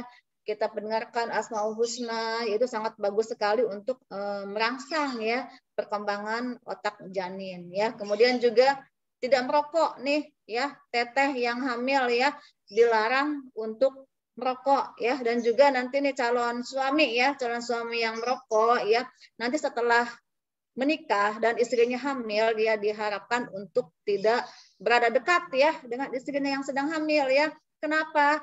Karena Teteh yang hamil, ibu hamil ya, yang merokok atau terpapar asap rokok di rumahnya ya, baik itu di rumahnya ya, di lingkungan atau di sekitarnya ya, akan rentan ya mengalami persalinan yang bermasalah ya. Jadi dianjurkan untuk tidak merokok dan juga tidak terpapar asap rokok ya selama kehamilan ya. Kemudian melakukan aktivitas fisik atau senam hamil nih. Teteh ya nanti setelah menikah ya, kemudian hamil ya, boleh ya melakukan aktivitas fisik yang ringan-ringan tapi ya, yang ringan-ringan dan juga tidak memberatkan ibu hamil ya, atau mengikuti senam hamil ya, supaya kehamilannya dapat berjalan dengan sehat ya. Kemudian yang terakhir itu memantau pertumbuhan berat badan bila sudah hamil dengan mengetahui indeks massa tubuh sebelum hamil dan upayakan untuk meningkatkan berat badan sesuai anjuran ya. Tadi kan sudah ini ya sudah disampaikan ya bagaimana cara mengetahui status gizi kita sebelum hamil ya Teteh ya. Ya. Ini adalah tambahan berat badan yang dianjurkan selama kehamilan ya. Ya. Ya ini yang tadi status gizinya sebelum hamil masuk dalam status gizi kurus ya, ini adalah berat badan yang dianjurkan selama kehamilan yaitu 12,7 sampai 18,2 kg ya.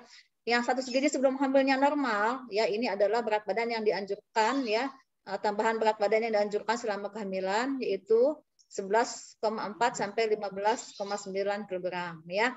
Dan kemudian yang tadi status gizinya gemuk sebelum hamil, ini adalah tambahan berat badannya yang dianjurkan selama kehamilan, yaitu 16,8 sampai 11,4 kg. Jadi obesitas, tambahan berat badan yang dianjurkan selama kehamilan, yaitu 5,05 sampai 9,1 kg. Ya, Bu Neng.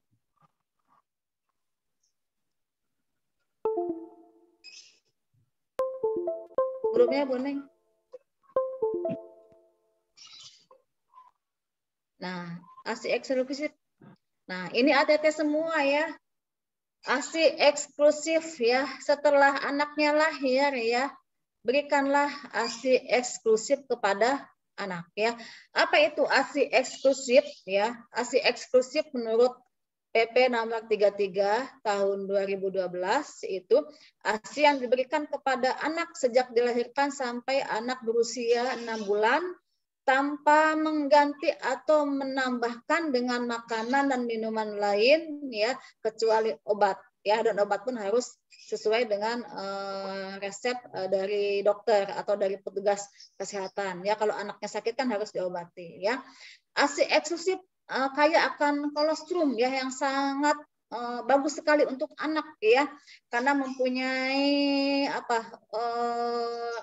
protein yang sangat tinggi sekali sehingga membuat daya tahan tubuh anak menjadi kuat sehingga anak tidak mudah terserang penyakit dan juga dapat meminimalisir kematian pada anak ya.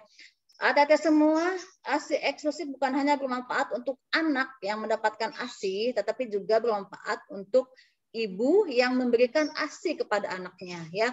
Apa saja sih manfaat ASI eksklusif untuk ibu dan anak?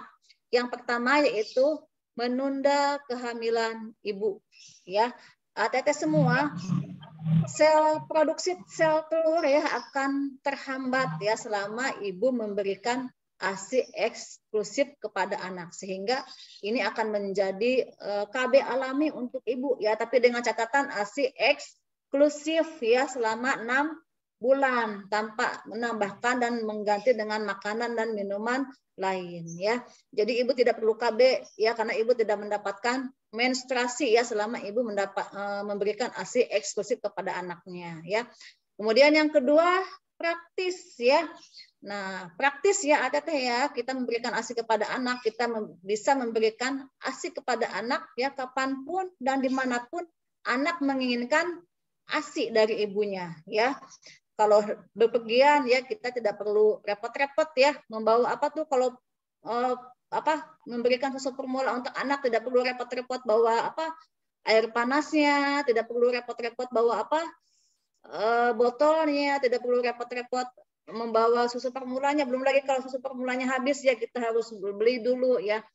Jadi dengan memberikan ASI kepada anak ya itu akan membuat praktis ya, kita bisa memberikan ya ASI kepada anak sesuai keinginan anak ya. Kemudian higienis ya, karena menurut penelitian jarang sekali ada kuman ya yang terbawa dalam ASI, dan hemat ya ATT ya. dengan memberikan ASI kepada anak, kita tidak perlu mengeluarkan dana ya untuk memenuhi kebutuhan gizi anak ya. Dana yang kita keluarkan ya bisa kita hemat ya, kita bisa tabung untuk memenuhi kebutuhan rumah tangga yang lainnya, atau bisa kita tabung untuk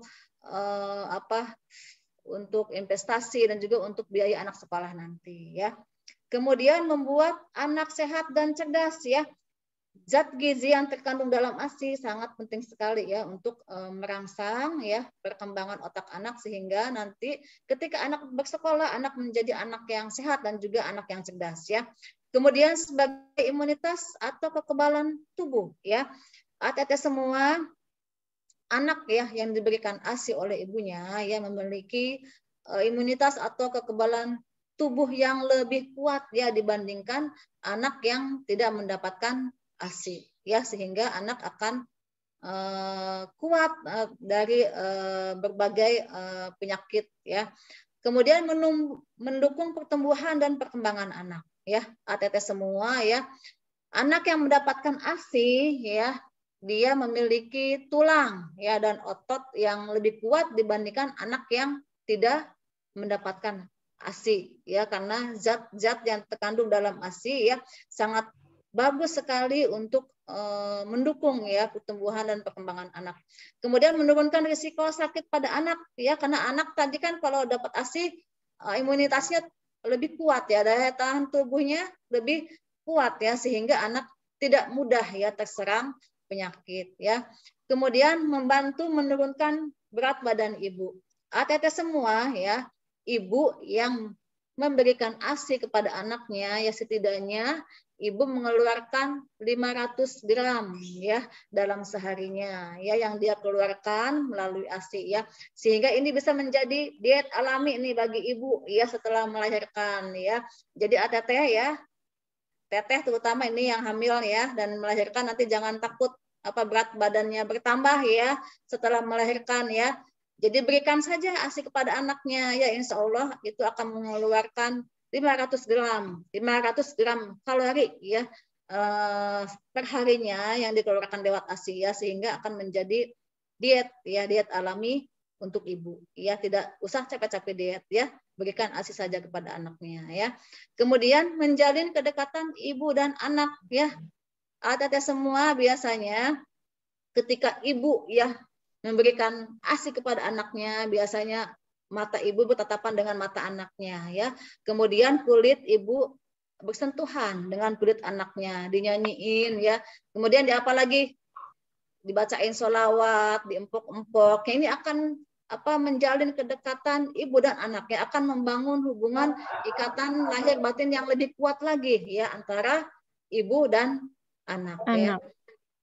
Kemudian rasa nyaman dan cinta ya. ATT semua ya, memberikan ASI kepada anak bukan hanya saja kita memberikan asupan gizi terbaik ya untuk anak, tetapi juga sebagai perwujudan ya rasa cinta ibu, perwujudan rasa sayang ibu kepada anaknya ya, sehingga anaknya pun nanti setelah dewasa nanti dia akan menjadi pribadi yang menyayangi kedua orang tuanya ya. Baik, Bu Neng. Nah, ATT semua makanan pendamping ASI ya atau MPASI ya. Setelah anaknya berusia 6 bulan ya, berikan makanan pendamping ASI ya atau MPASI, karena ASI saja sudah tidak cukup untuk memenuhi kebutuhan gizi anak ya.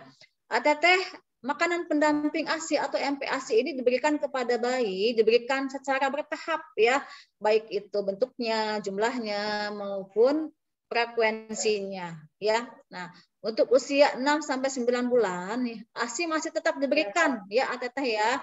ASI masih tetap diberikan sampai anak usia berapa tahun? 2 tahun ya. 2. Untuk usia 6 sampai 9 bulan ya. MPASI berupa makanan lumat ya. Makanan lumat, jadi nasinya, lauk pauknya dan sayur mayurnya dilumatkan atau dihaluskan ya, bisa berupa bubur ya, bubur yang dihaluskan ya. Kemudian juga selain makanan pokok ya, tadi nasi yang dihaluskan, berikut lauk pauk dan sayur mayurnya ya. Kita berikan juga makanan selingan untuk bayi ya. Makanan selingan itu bisa berupa jus buah atau biskuit bayi ya. Nah, ini ada jumlahnya nih ya. Jumlahnya untuk makanan pokoknya berikan 2 sampai 3 sendok makan ya setiap kali makan ya. Kemudian tingkatkan sampai 1 mangkok ya, diberikan secara perlahan-lahan ya. Kemudian usia 9 sampai 12 bulan ya.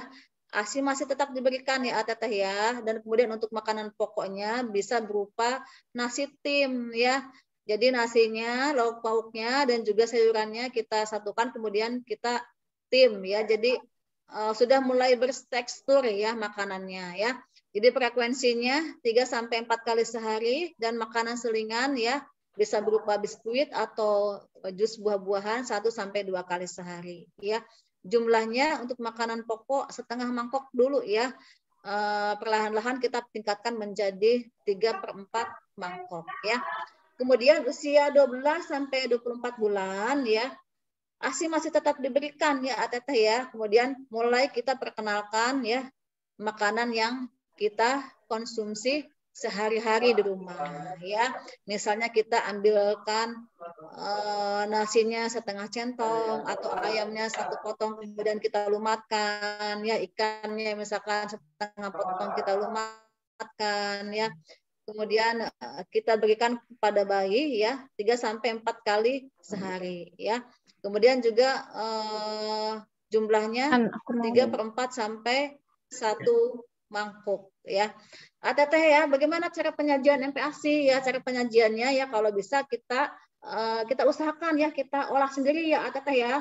Kalau kita olah sendiri kan kita pilihkan ya bahan-bahan yang memang bersih untuk anak kita, bahan-bahan yang higienis, bahan-bahan yang berkualitas ya. Kemudian juga diusahakan untuk tidak memakai atau menggunakan bumbu yang tajam ya, seperti pewarna atau penyedap rasa atau garam yang berlebihan atau gula. Biarkan rasa itu diambil dari rasa manisnya atau rasa asinnya itu diambil dari makanannya itu sendiri ya. Rasa manis bisa diambil dari nasi. Nasi itu kan rasanya manis sebenarnya ya. Kemudian juga wortel itu rasanya manis. Biarkan rasa manis dan rasa asinnya itu bersumber dari makanan yang kita olah ya. Kemudian apabila kita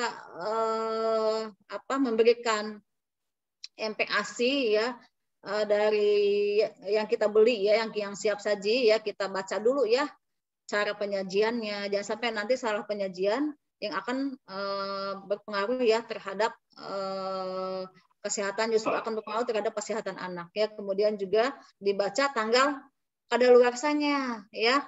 Jangan sampai nanti kita beli ya makanan yang sudah lewat ya tanggal kadaluarsanya, bisa berpengaruh tidak baik bagi kesehatan anak kita ya. Kemudian juga usahakan kita memberikan MPASI yang memang mudah ya ditelan anak-anak kita dan juga disukai ya oleh anak-anak kita ya.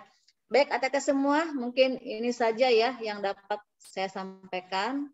Mudah-mudahan bermanfaat untuk kita semua ya. Nanti kalau misalkan ada yang ingin ditanyakan, boleh nanti di chat atau di WA group ya. Terima kasih atas perhatiannya. Billahi taufiq wal hidayah. Wassalamualaikum warahmatullahi wabarakatuh. Waalaikumsalam warahmatullahi wabarakatuh. Terima kasih Ibu narasumber, Ibu Suwarti yang telah menyampaikan materi. Alhamdulillah dapat dimengerti ya Teteh ya. Sudah mulai menambah lagi ilmu tentang kesehatan reproduksi. Kemudian tadi cara-cara usaha kita sebagai calon ayah, calon ibu untuk menciptakan generasi yang berkualitas itu dengan meminimalisir stunting gitu ya. Jadi memang sekarang program stunting itu sedang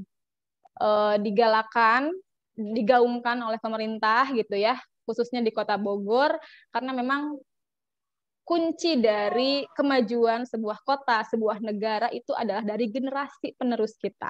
Kalau generasi kita sudah berkualitas, soleh, solehah, cerdas gitu, pasti nantinya akan melahirkan juga negara yang badatun thayyibatun warabun ghafur dan menjadi rahmatan lil alamin. Itu tujuan, salah satu tujuan dari kita menikah.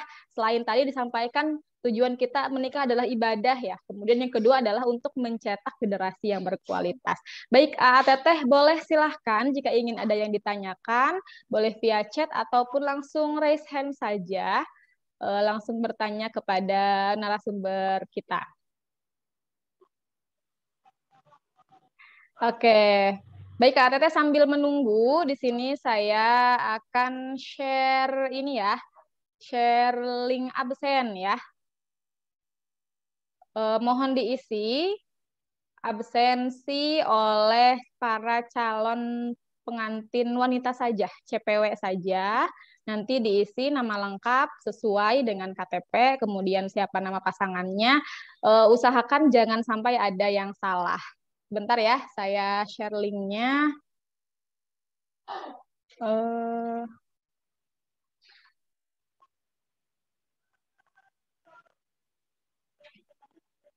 Silakan Teteh sambil menunggu ya, kalau mau ada yang ditanyakan.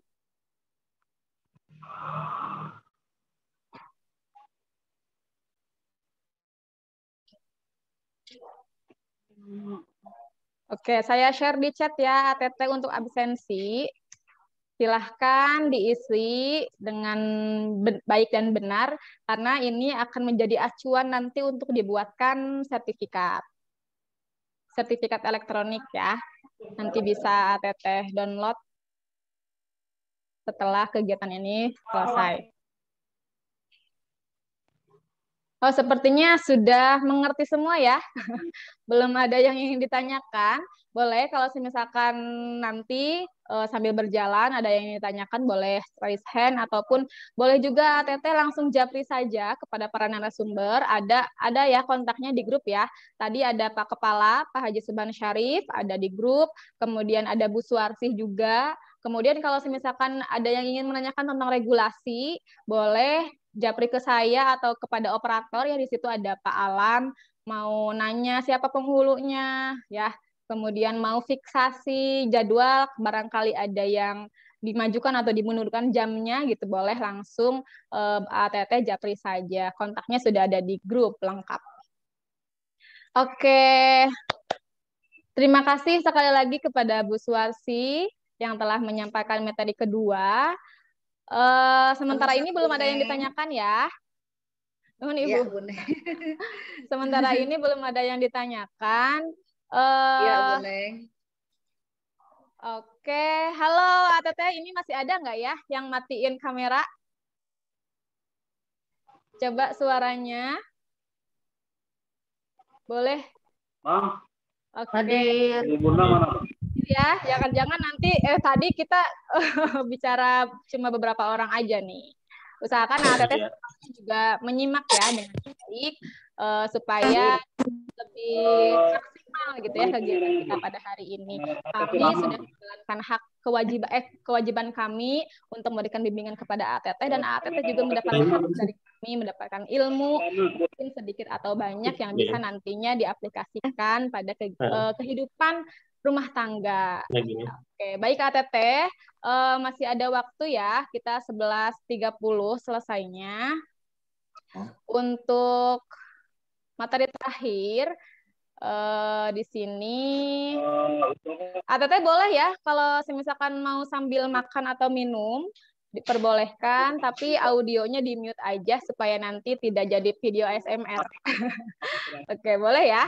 Silakan yang mau sambil makan atau sambil minum, sambil selonjoran juga nggak apa-apa nih, mumpung kita lagi virtual ya.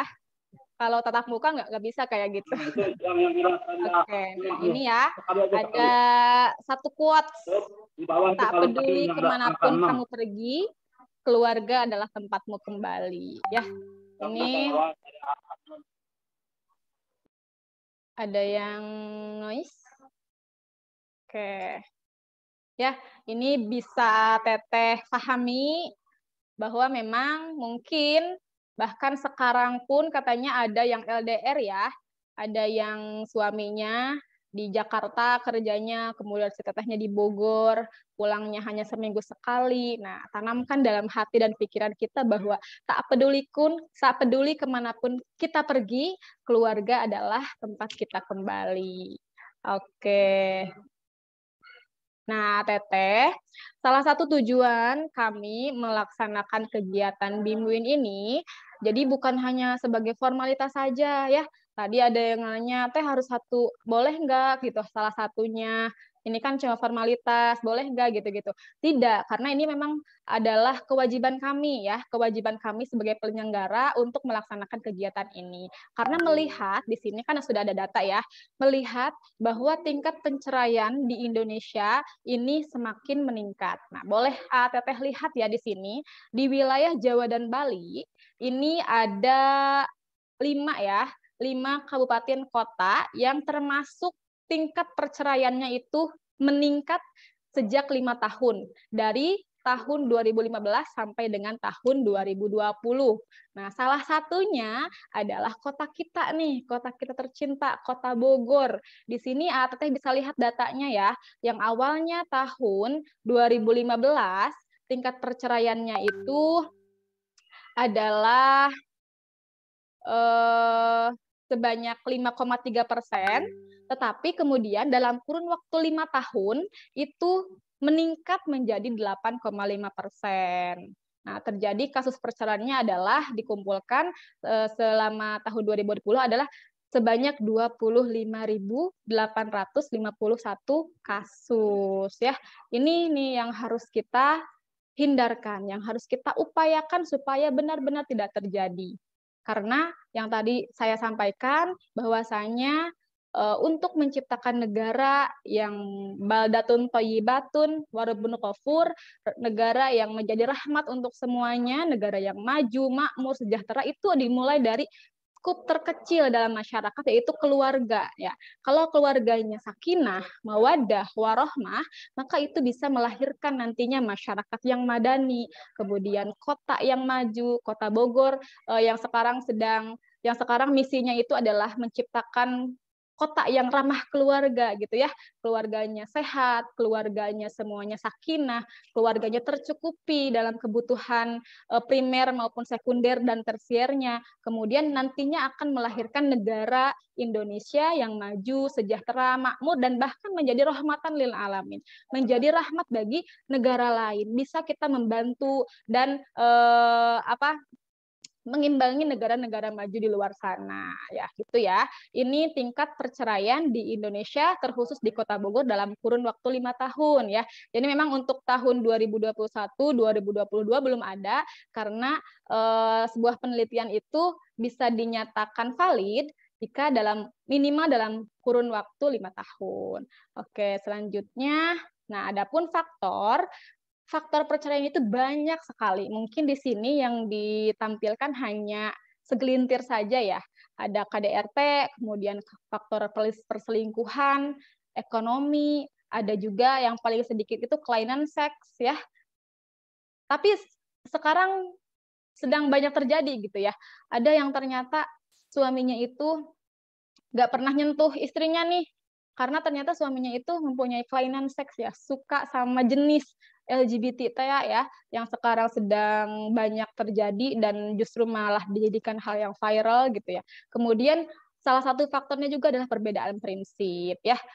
Bukan hanya dari perbedaan latar belakang tadi ya, latar belakang keluarganya, kemudian latar belakang pendidikannya, kemudian latar belakang relasinya dan lain sebagainya, itu perbedaan itulah yang memunculkan nantinya akan menjadi faktor perceraian. Nah, lalu di sini dimunculkan akibat dari perceraian itu memang semua pihak menjadi korban ya, baik itu si suami ataupun istri ataupun anak nih bahkan ya.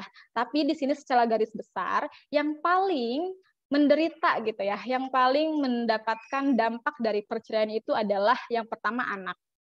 Kalau sudah punya anak ya, karena nanti si anaknya ini kenapa akan menjadi korban yang paling tersakiti, karena anaknya itu akan mendapatkan kasih sayang yang kurang.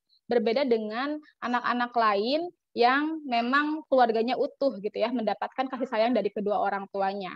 Kemudian juga menjadikan anak putus sekolah ya, karena kurang kasih sayang, kemudian bapaknya udah nikah lagi, contohnya ya, tidak, kadang-kadang kayak gitu ya, kalau misalkan kebanyakan, saya di sini mohon maaf tidak mendiskreditkan laki-laki sebenarnya ya, tapi ada kasus gitu ya, yang ketika sudah menikah, bercerai, menikah lagi dengan orang lain tuh biasanya lupa sama kewajibannya terhadap anaknya. Maka anaknya putus sekolah, kemudian si istri atau perempuannya itu menjadi tulang punggung keluarga yang pada akhirnya jadi istrinya atau si ibunya ini tidak mencurahkan kasih sayang seperti dahulu lagi. Kalau dulu kan ERT gitu ya, contohnya dulu sebelum bercerai menjadi ERT saja, jadi full gitu ya, pelayanan untuk anak, untuk suami itu full, tapi setelah bercerai, karena hilang tulang punggung keluarga, maka mau tidak mau si ibu ini harus menjadi tulang punggung keluarga.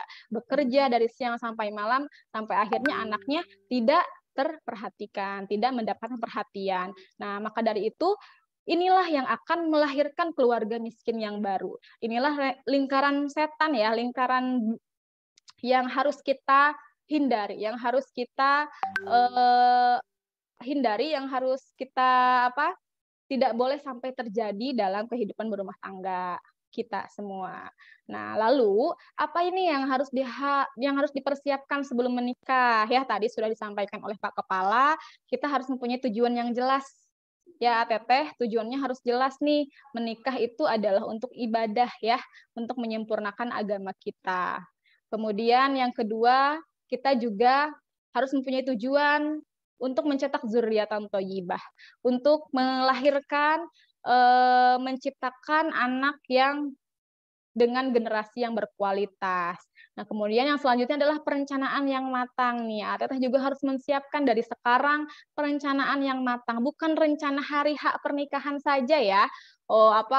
Make up-nya siapa, kemudian gedung dekornya dari mana, cateringnya berapa orang, tamunya untuk berapa gitu kan. Bukan hanya sebatas itu saja, itu mah walimah ya, syukuran saja. Tapi yang harus kita persiapkan adalah hari setelah akad ya, yang nanti akan kita jalani selamanya sehidup semati sesurga bersama pasangan kita. Rencanakan visi kita menikah itu apa, misinya apa saja ya.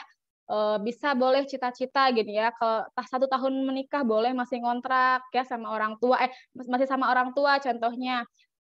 Tahun kedua mulai ngontrak atau tahun ketiga sudah mau mulai bangun rumah sendiri, punya kendaraan sendiri, dan lain sebagainya, itu harus kita rencanakan dari sekarang. Nah, strateginya bagaimana? Nah, strategi yang harus kita lakukan untuk mencapai tujuan, mencapai perencanaan itu bagaimana? Nah, itu harus kita siapkan dari sekarang. Kemudian yang ketiga juga bekal yang cukup nih ya, Teteh ya. Harus kita mempunyai bekal. Bekal itu bukan hanya bekal secara material ya, harus jelas gitu. Kita mau menikahi pasangan, menikahi anak orang lain, anak dari mertua kita, itu harus mempunyai persiapan materi gitu ya.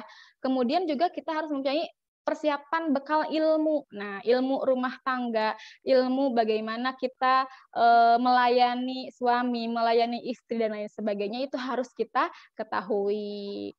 Nah, salah satunya dengan Teteh mengikuti kegiatan ini ya. Mudah-mudahan nanti Teteh bisa mendapatkan ilmu yang banyak dan juga bermanfaat gitu. Nah, selanjutnya di sini potret keluarga ideal itu dalam agama Islam digambarkan dalam Quran surah Ar-Rum ayat 21 ya. Yang pertama yang tadi kita sering sebut-sebutkan, yaitu menjadi keluarga yang sakinah, mawaddah, wa rahmah. Sakinah, mawaddah, rahmah. Tadi sudah disampaikan ya oleh Pak Kepala itu maksudnya apa. Nah, dari ayat ini saya hanya ingin menyoroti ada 2 kalimat ya, Teteh. Di sini ada kata kholako dan kemudian ada kata ja'ala. Nah, boleh Teteh lihat ya. Di sini ada kata kholako dan kemudian ada kata ja'ala. Nah, dalam kitab tafsir disebutkan bahwasanya kholako ini adalah menciptakan, artinya ya, menciptakan. Jadi Allah yang menciptakan, ini adalah hak prerogatif Allah sebagai Tuhan. Ya, jadi Teteh sekarang punya pasangan itu adalah sesuai dengan jodoh yang telah Allah berikan kepada ATT. Itu di luar dari kuasa seorang manusia. Kalaupun misalkan di sini ada yang menikah itu karena mak comlang gitu ya, ada dipertemukan oleh seseorang teman atau lain sebagainya, itu adalah hanya merupakan wasilah. Tetapi yang menjadikan kita jodoh dengan pasangan kita itu adalah hak prerogatif Allah sebagai Tuhan. Nah, tetapi di sini ada kata ja'ala. Wa ja'ala bainakum mawaddata warahmah. Dan Allah menjadikan di antaramu rasa kasih dan sayang, ya. Ada kata ja'ala. Nah, di sini perbedaannya term atau kata khalaqa dengan ja'ala adalah kalau tadi khalaqa itu adalah hak prerogatif Allah, sedangkan ja'ala di situ ada di situ ada campur tangan kita sebagai manusia.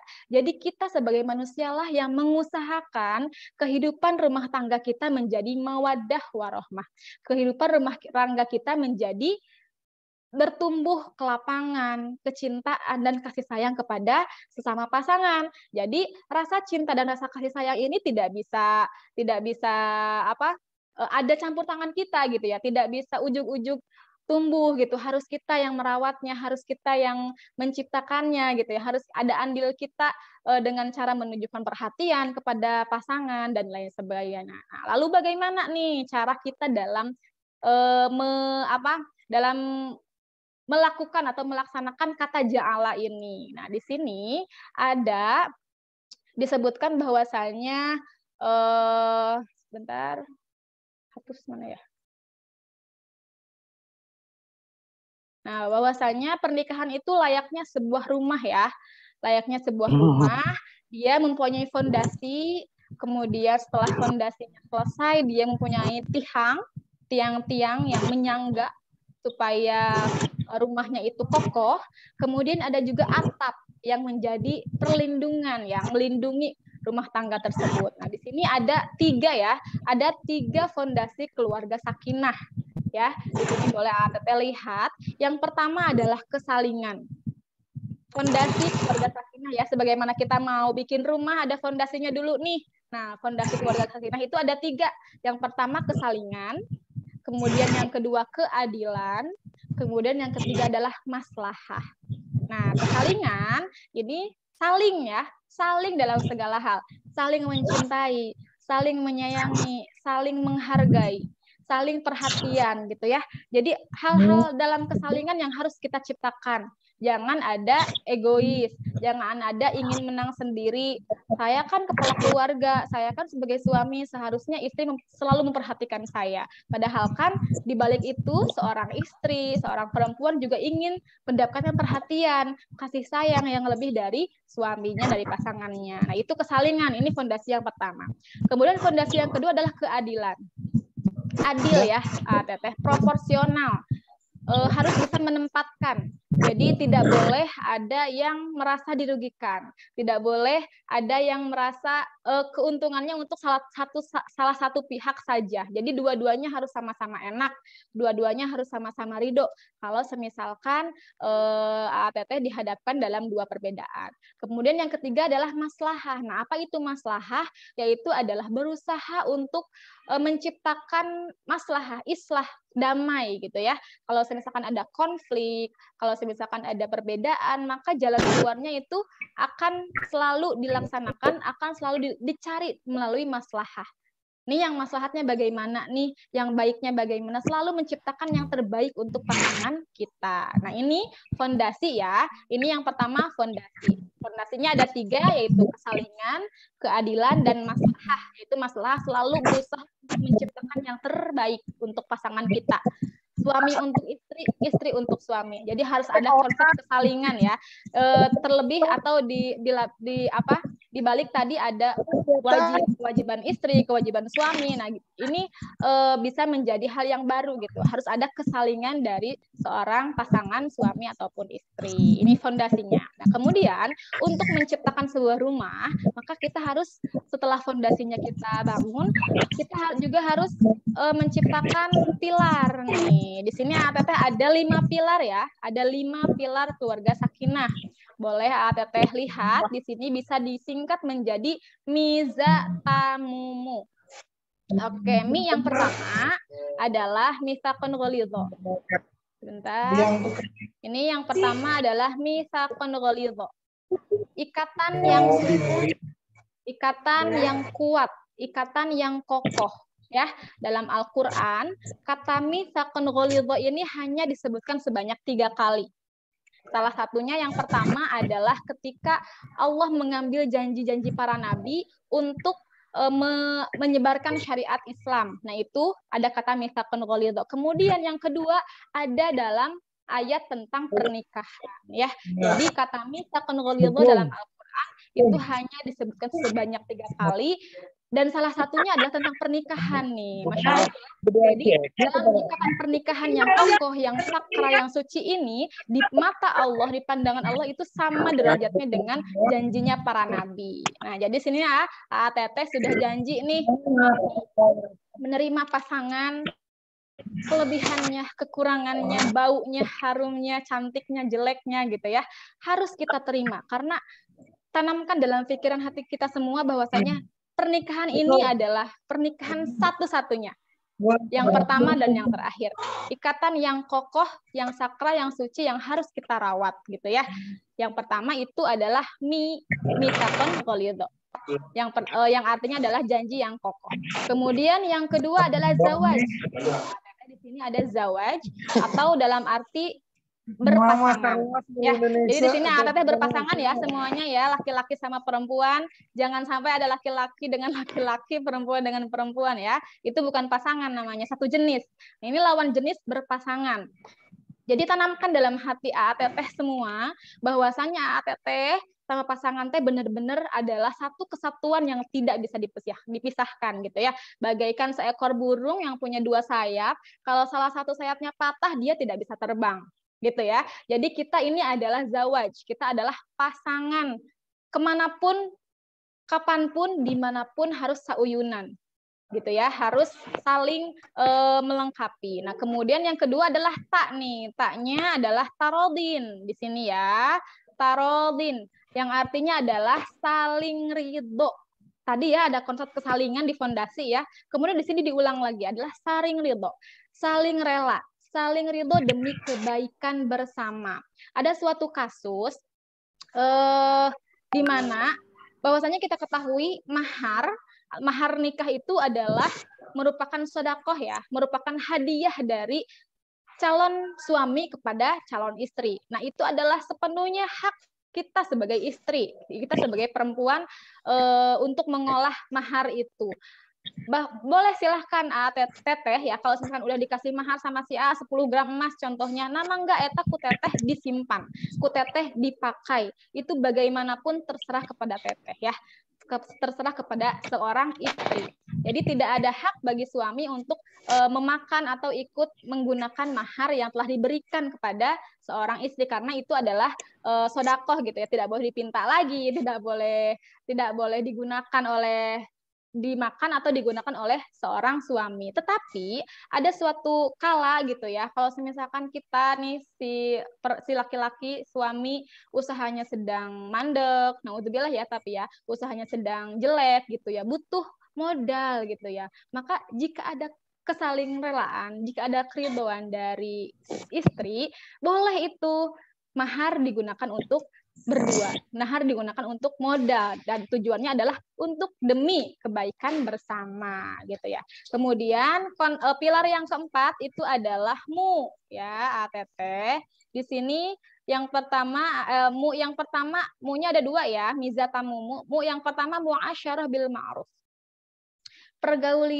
Pergaulilah, perlakukanlah pasanganmu dengan ma'ruf ya. Ma'ruf itu bukan hanya baik, bukan hanya dengan benar, tetapi juga ma'ruf itu urf ya.